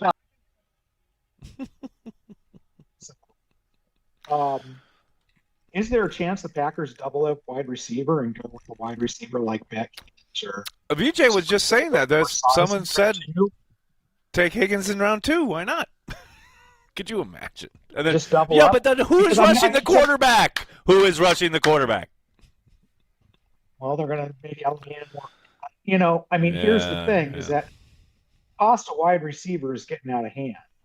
So it does make a certain amount of sense to load up. That's true. and structure your base so you're not paying those terms. Right. It's interesting. It's going to be interesting to see how the fan base reacts to this because they all hated Jordan Morgan last year. They're going to love the hell out of he is a weapon. He is Absolutely. a weapon. Well, it's a skill position player. They love that. They love it. Who else we got? I know we had a couple other hands up. We got Doug Hype. Doug Hype in the house. What's up, Doug? That sounded amazing. It does sound amazing here. The crowd's been going crazy. Just so you guys know, I'm a better prognosticator than any Agar. I predicted Golden the entire time. I'm ecstatic about this. I don't know how you feel about this, but I'm going to reconvene with her later. We'll talk about it. We'll have some beers. We'll drink some Carry the G. But in the meantime, I have an anonymous beer here. Hey, we're right now on CHTV, guys. Let's go. You ready?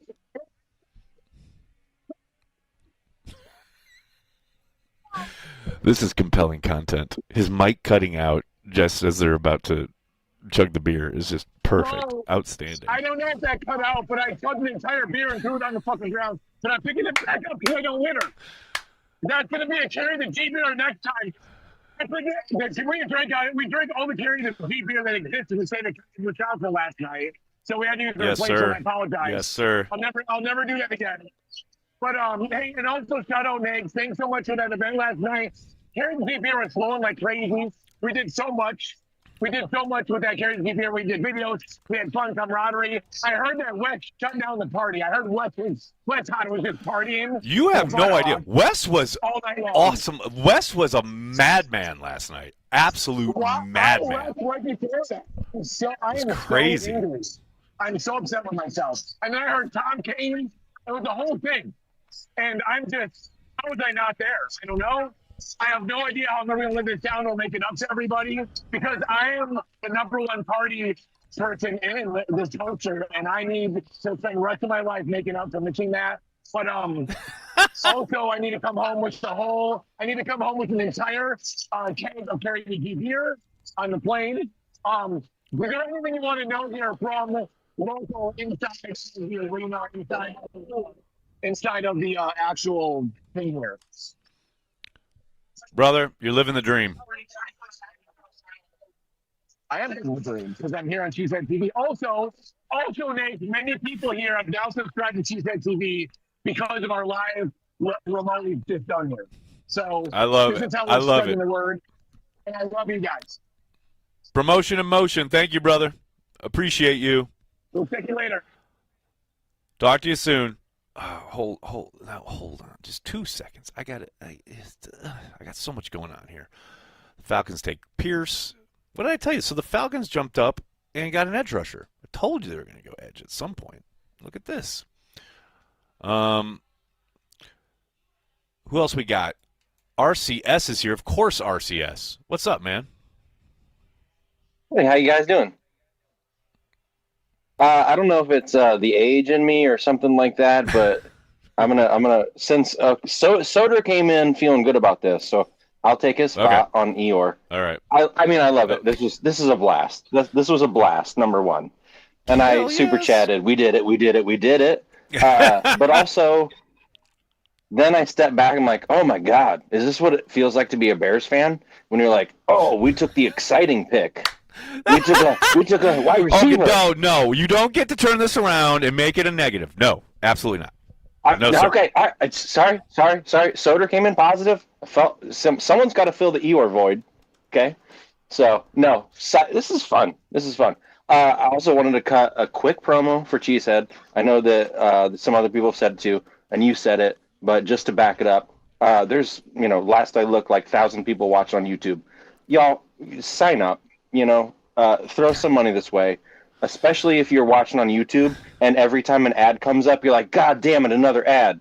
Just join, and then you can watch on the Zoom, and you don't have to sit through the ads and be mad about that. It's worth the money to cut out that frustration in your life.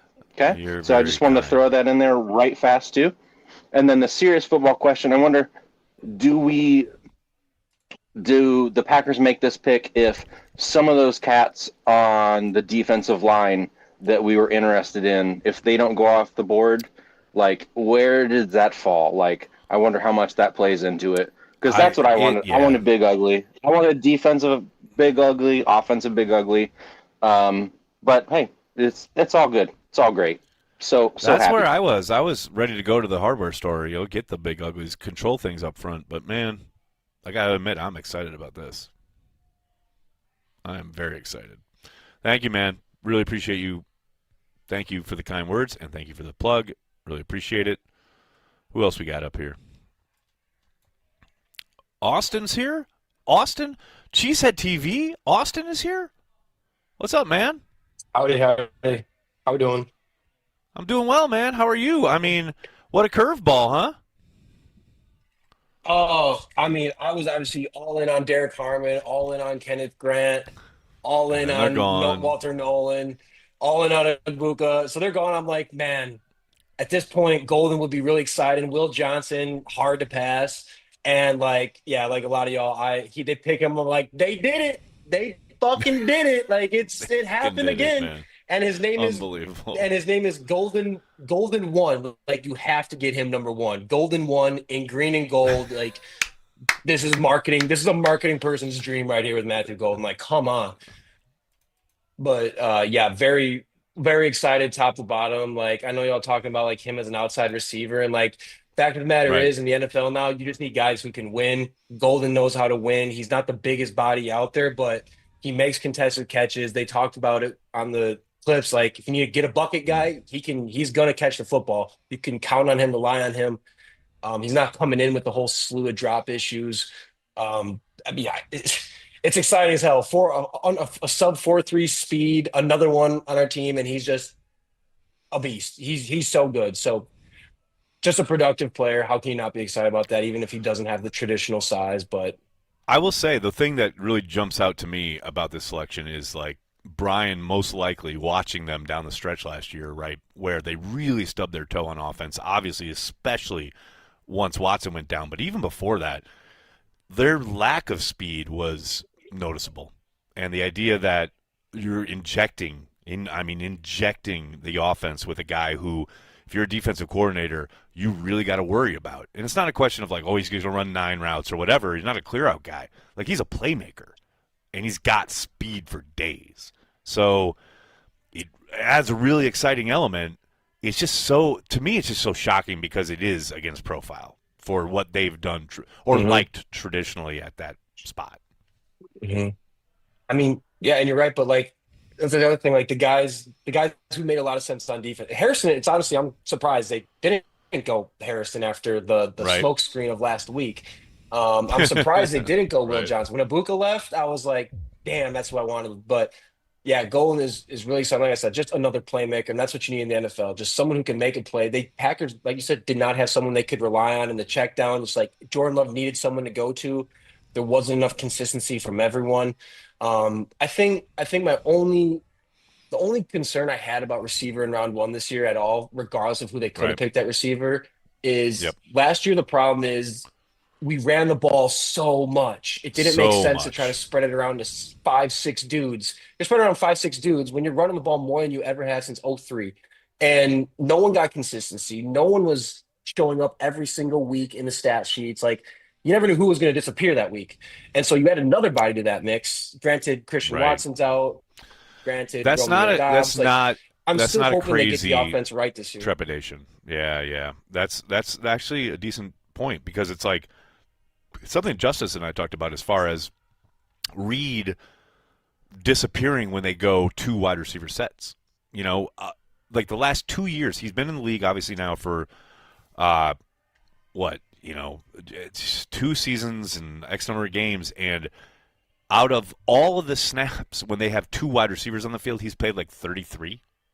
Like, that's crazy. Not enough. So, but with Golden, I think the thing that's exciting is that I don't think he sees the sideline as much simply because he's a guy you can put on the perimeter and you can count on him to block the hell out of whatever corner or safety's out there with him. That's the one thing where I think he's got a chance to like be out there a little bit more regularly because of that, because of his ability there and his willingness there. Not to say that Reed's not willing, but his kind of that shows up. That stuff shows up when you look at his tape. That shows up in his game, and I think that will help him in Green Bay get on the field.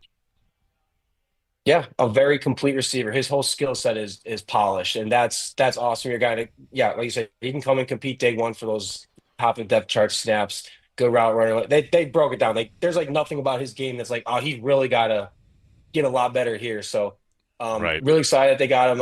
I'm happy that they broke the streak with him. I think it's an awesome player to break the streak with. And yeah, now let's go get big body in the middle of that defensive line in round 2 or something like that. Get a cornerback like Trey Amos. Now I'm dialed in. Trey Amos, Azariah Thomas, Norman Lott, Tyleek Williams, cats like that. Let's I want to see one of their names. Tyleek Williams that's a name to watch, I think, definitely.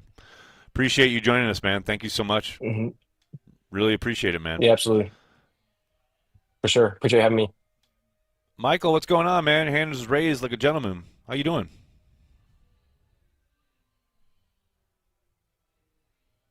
Oh, Michael is busy pressing unmute, maybe.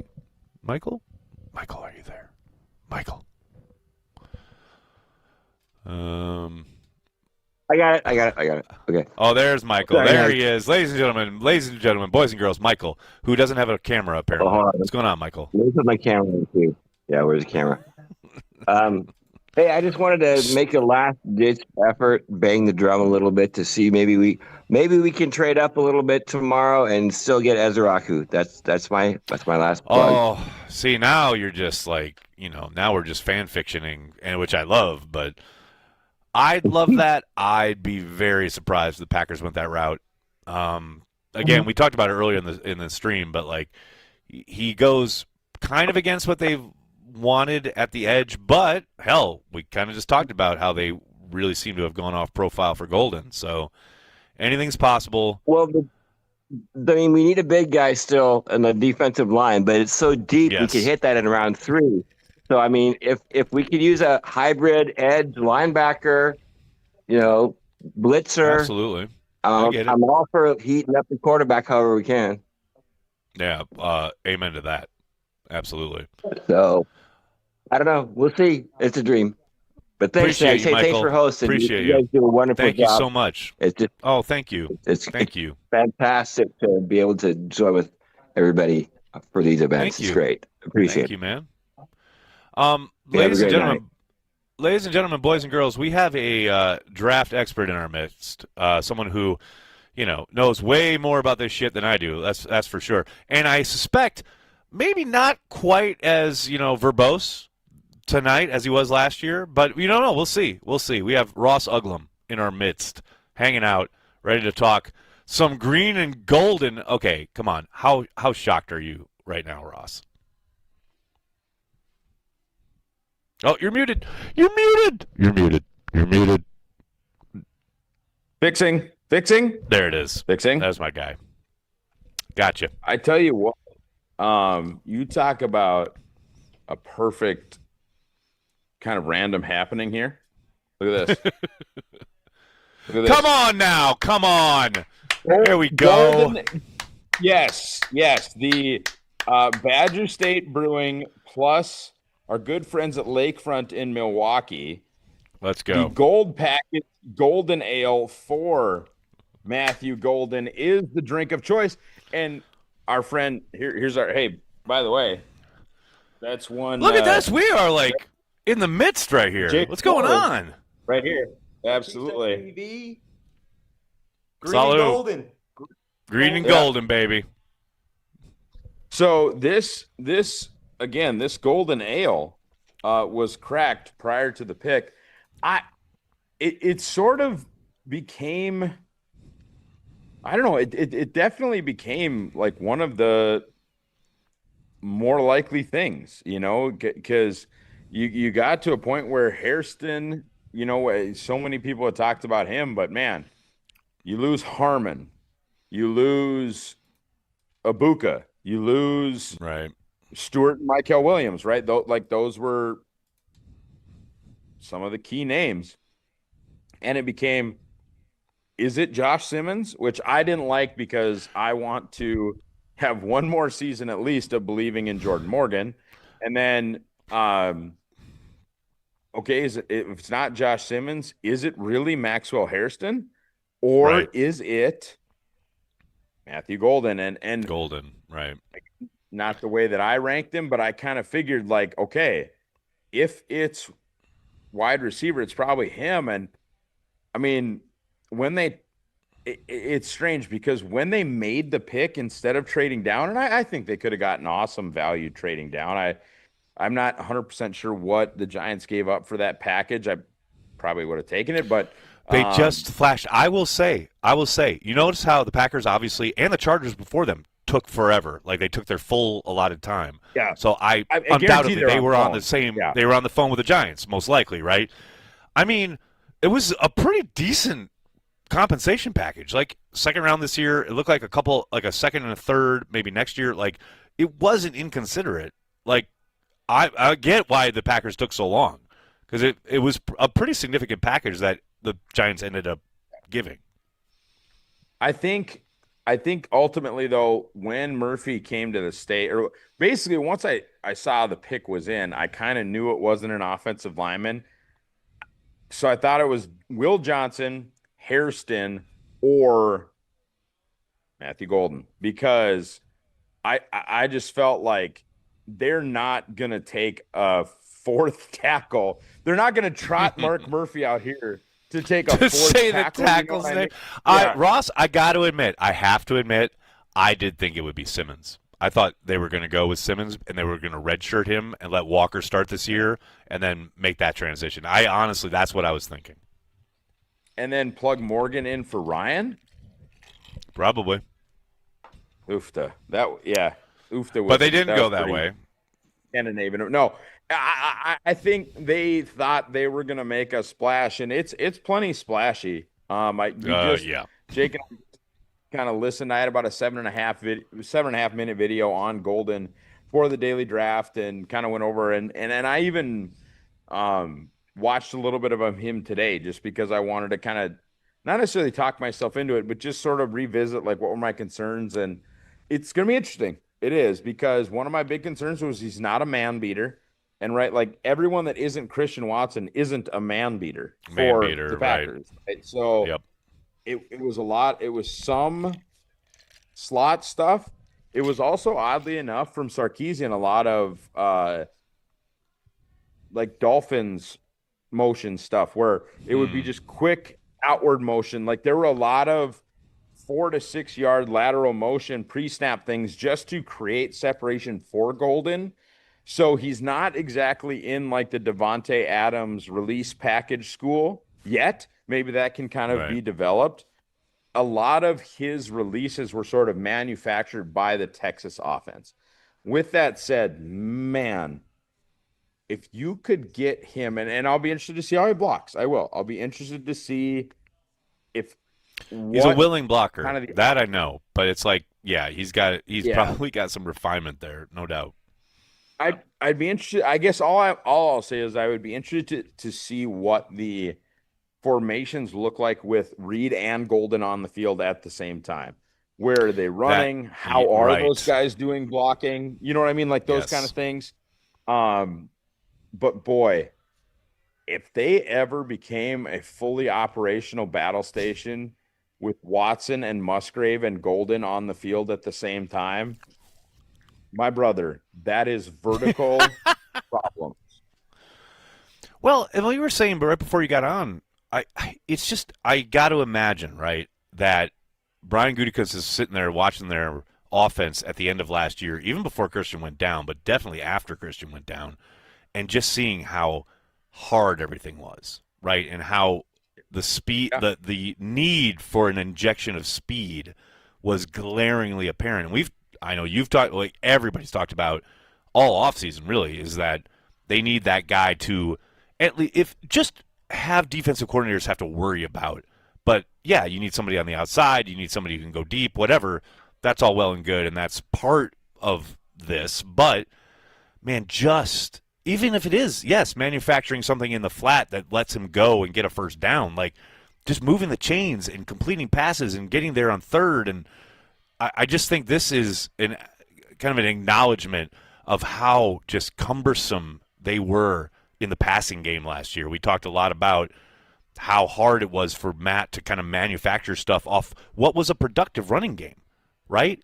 If you can get Jacobs going, you get whatever you're doing in the run game going, then you add the element of Golden and his speed, you can play with that as a game designer, play caller, what have you.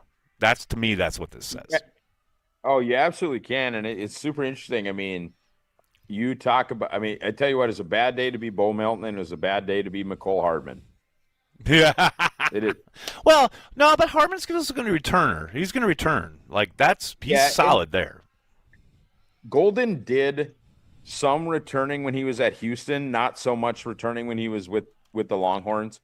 And you're probably right. I just, I think it definitely is not a great day to be Bo Melton. I think that's there. I agree. Yes, correct. I made the comment that when I did the Matthew Golden thing and talked about why, just reasons why it wasn't a great fit. Like, it has been a long time, really, since he would be the first guy, honestly, since Greg Jennings to be Green Bay's primary deep threat and be shorter than 6'2", because you think about, like, after it was Jennings, it was Nelson. Jordy was all of 6'2" or 6'3". After Right. Jordy, it was MVS. MVS was all of 6'3" or 6'4". And after MVS, it's been Christian, and Christian is all of 6'4" or 6'5". It has legitimately been since Jennings that their primary long ball guy was short. And look, man, if they extend Christian, or if even those two get to just play together for 6 games, they kind of have two. But, like, their preference for the long ball guy has been a Dante Thornton type who's in this draft, or any of these, like 6'3", 6'4". Jeff Janis would be a great example, though he ended up being kind of like a punt gunner. Like, their type for the deep threat has been tall, and Matthew Golden, for everything that he is not tall. He's not short either. Joseph was saying that earlier. Like, 5'11's not short, but it ain't 6'1", 2", which they traditionally like. And like I said, you go from Jordy to MVS to Christian, and you're talking about tall dudes. And so this is really interesting. But, man, like I said, if you could ever get him and Musgrave and Christian Watson on the field at the same time. You've got speed. Oh, and not only that, but you just have, you have oceans for Wicks, Reed, Kraft to operate in, man. And not only that, but just like the room that you could give Jacobs, or, Jacobs right, Jacobs left, Jacobs up the middle, and Matthew Golden for an 8-yard snack. Like, that's on the menu too. My one big thing with him, my two big things with him are he's not tall, and the man beating stuff. Like, that is still a thing, because Reed doesn't beat man, neither does Dobbs. But that's part of, like, Jacob is right here. Jacob Morley and I talk about doesn't mean can't. Different. Right. So, like, exactly. Don't tell me what he can't do. Tell me what he can do, and then let's develop it. Right. Things that he didn't do in college doesn't mean he can't ever do. And so 100%. Right. That's the prayer, right? Or that's the big hope is you have these guys who have struggled versus man coverage in the pros.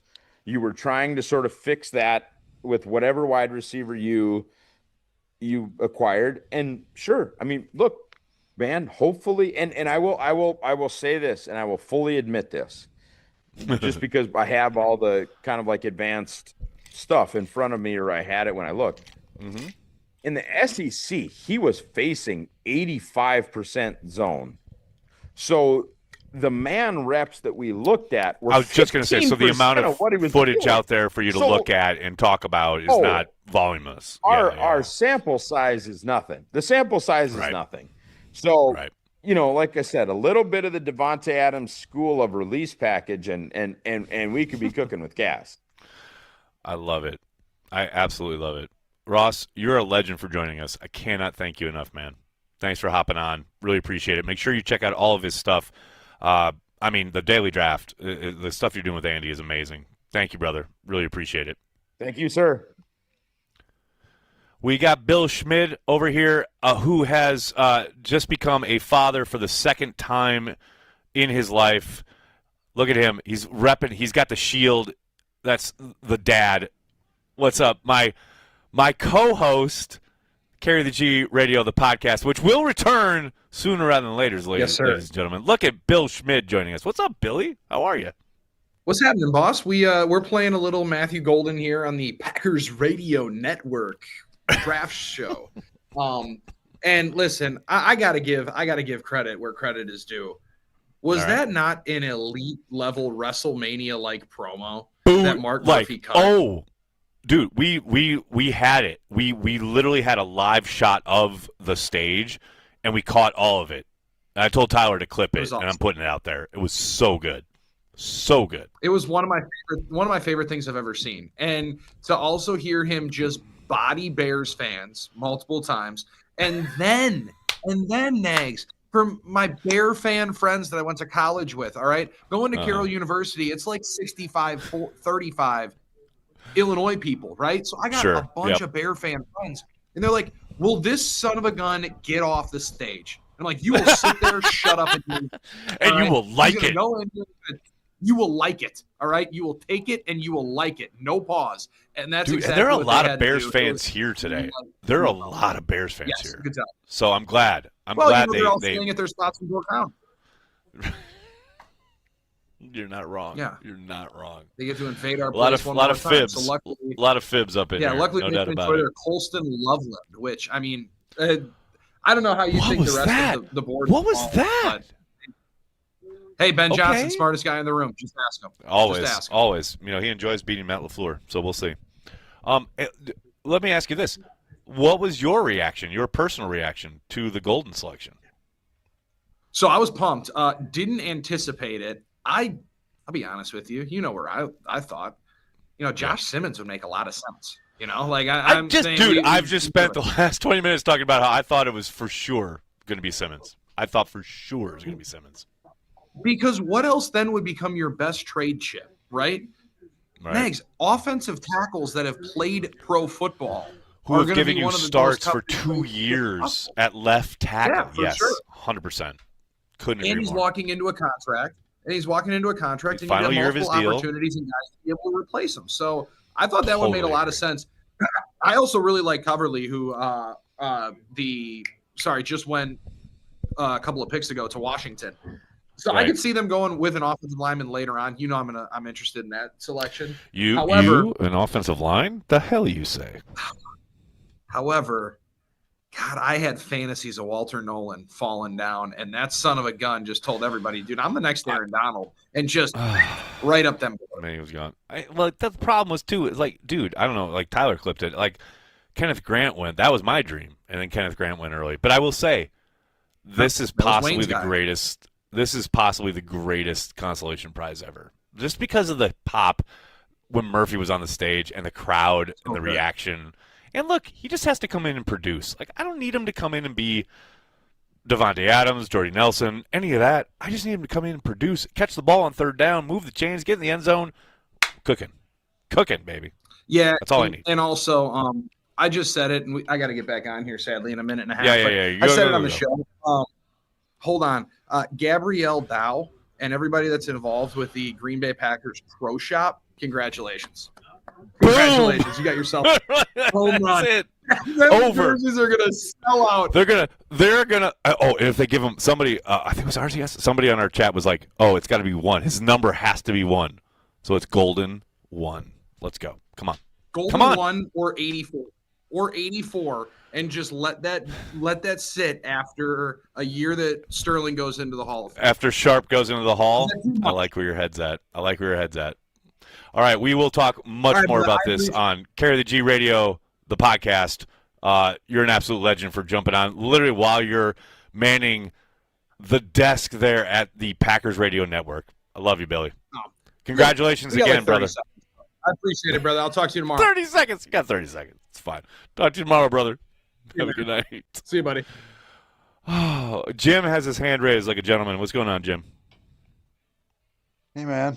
Yeah, most of what I was going to say actually got covered, but so let's just hope that Mr. Golden doesn't blow out his ACL and get traded to Denver.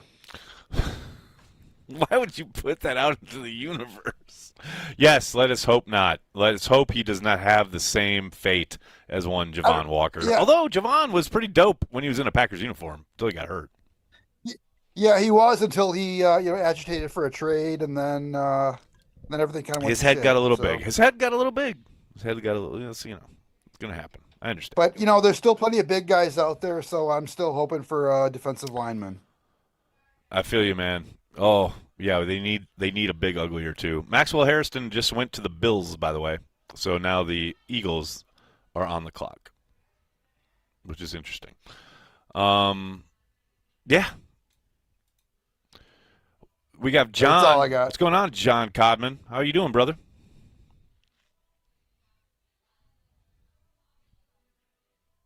Oh, you're muted, buddy.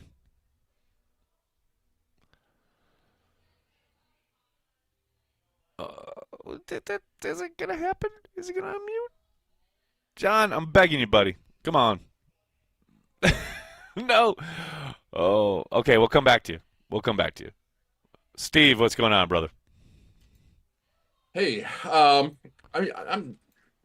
like the pick. I'm not all that surprised about it. We've got Watson and Dobbs both going into year 4, so their contracts are almost done. And I know we've talked about it on kind of the weekly Zoom calls that you have someone like what was his name? Gabriel Davis last year. Went from the Bill, was their number 2 wide receiver, went to Jacksonville, got $13 million a year. So that's what you're looking for Dobbs, and probably Crazy. Watson too. That's plus inflation. $15 million a year. Would they even want either of them for that money? And so they need to add some fresh bodies into that room. So I wouldn't be surprised if there's another buddy that somebody else that comes in around 4 or 5 as a wide receiver, and they fill in some other big bodies in between. So like I said, they're going to need to refresh that room, and it's better now than to throw a bunch of rookies fresh into it next year with Watson and Dobbs both gone. I will say that's the other thing and that's a perfect kind of illumination of. I think people remember when Brian took over as GM, and there was a lot made about the fact that they hadn't drafted wide receivers in his first couple of years as GM, and because Ted always had these kind of guys in the hopper, right? Like he'd done such a good job of making sure he was continuously supplying Mike with a bunch of wide receivers, whether it was Greg Jennings as a rookie who came in and played all 3 spots, and then Devontae Adams. In between, you have James Jones, you have Jordy Nelson. It's like there was always talent in the hopper, so to speak. When Brian came on board, wide receivers seem to have taken a kind of almost a back seat, and now it seems like, okay, this pick in particular feels like, okay, I have to be ready for exactly what you're talking about. Right? The idea that, yep, I got 2 guys coming up on the final year of their rookie deals. One of them's hurt. I'm not going to see him until week 12 maybe. And I got to get ready for the future and make sure that my $55 million quarterback has somebody to throw the ball to, somebody who's got some speed and is able to be a game breaker. Yes, that's, I think, a really astute point as far as you got to continuously be ready. And we always talk about the Packers doing that in the first round with tackle, corner, the premium quote-unquote positions. But this seems to be Goody kind of acquiescing to the idea of what you just mentioned as far as we got guys coming up. I got to make sure we're ready regardless. Maybe they still re-sign one or both of those guys, but I'm going to make sure we're not caught without talent at the position going forward. Yeah, I mean, Dobbs still has room to grow. He's walking, essentially into next year as the number 1 practically of the guys that are there. So, if he shines, yeah, throw some extra money at him. But if he's looking like a 2, then maybe it's it's an opportunity for him to look at elsewhere on the street, see if there's some other money to 100%. And he probably will. That's the thing. Oh, man, the Eagles took Jihad Campbell. There you go, Joseph. They took your boy. I mean, and he's going to ball out. The Eagles just like, all right, whoever you got, I'll take him. Bulldogs and Tide. Yeah, no doubt. Soder, what's up, brother? Campbell has got defensive tackles in front of him. That really sucks. Right. Hey, can I get off of Eeyore 1 after Jim's statement? Because I feel like I was pretty damn positive about the pick. You weren't vocally excited, but you were. Yes. Okay. All right. Yeah, I get it. Can I go to the Eeyore 3? I mean. Oh no! You could never be less than 2. No, sir. No chance. Fair enough. Hey, I just wanted to say thank you to both you and Corey. I was thinking about what do I really like about Cheesehead TV today as I was doing stupid stuff at work. And it is really fundamentally this is like one of the great shared experiences of my life. And it is with people who care about the Packers. It is with people who are smart. It is with people who are curious. And it is incredible that you guys have set up a platform to allow us to do this on a week in and week out basis. And thank you, brother. Thank you very much. So thank you. Really appreciate it. Have a fantastic evening. Get totally tanked up. And that is the plan. I will say, can I just say, Soder, thank you. I really appreciate it. The draft is going on literally across, out this window in front of me. Party, right? Corey's house is full of people, music blaring, party. And I'm like, I love this pick. Corey, I love the Packers. I love all of you. The entire evening. What's that?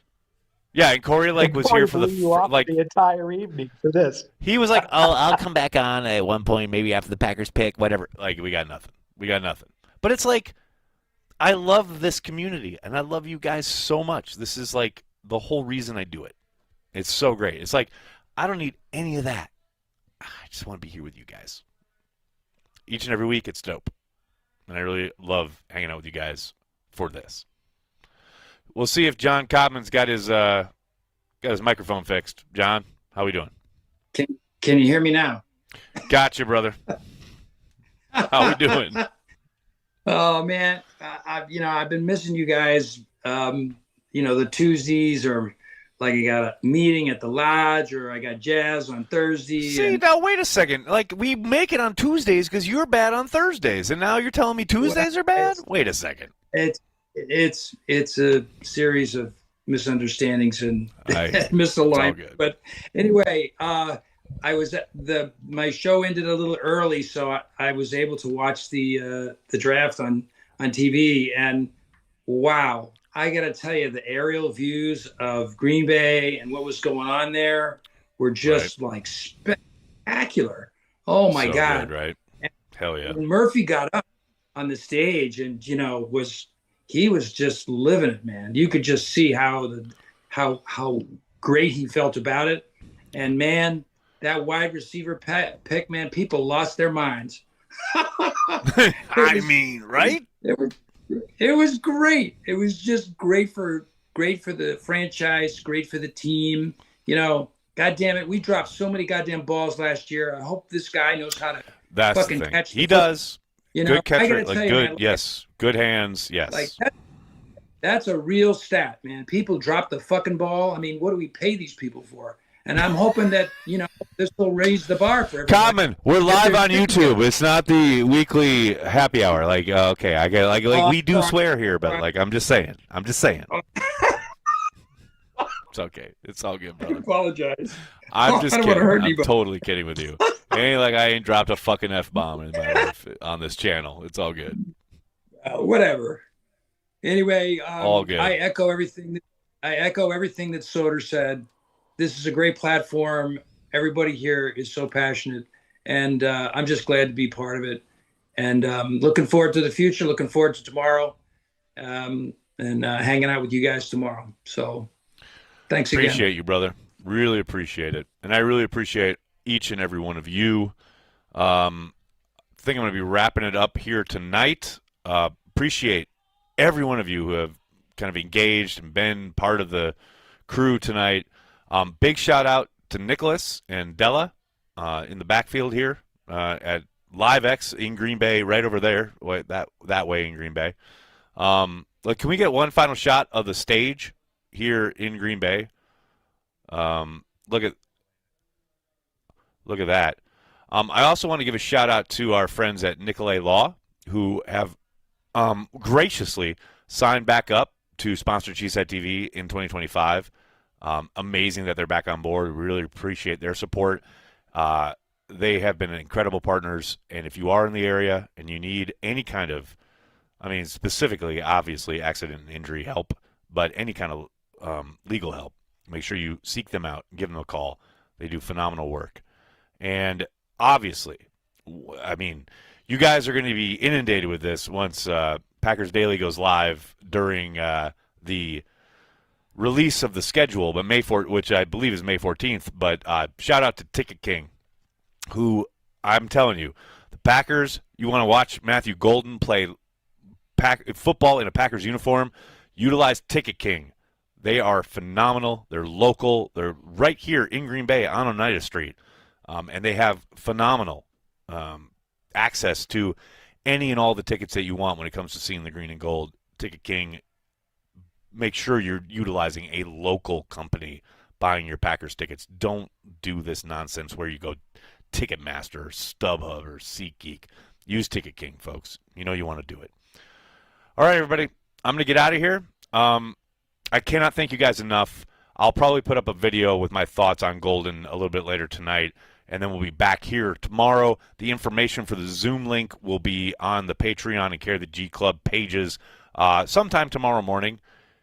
Really, really excited for Matthew Golden's start here in Green Bay, and that's all it is. It's a start. Thank you, everybody. Have a great night. Go Pack Go. Thanks, Aaron.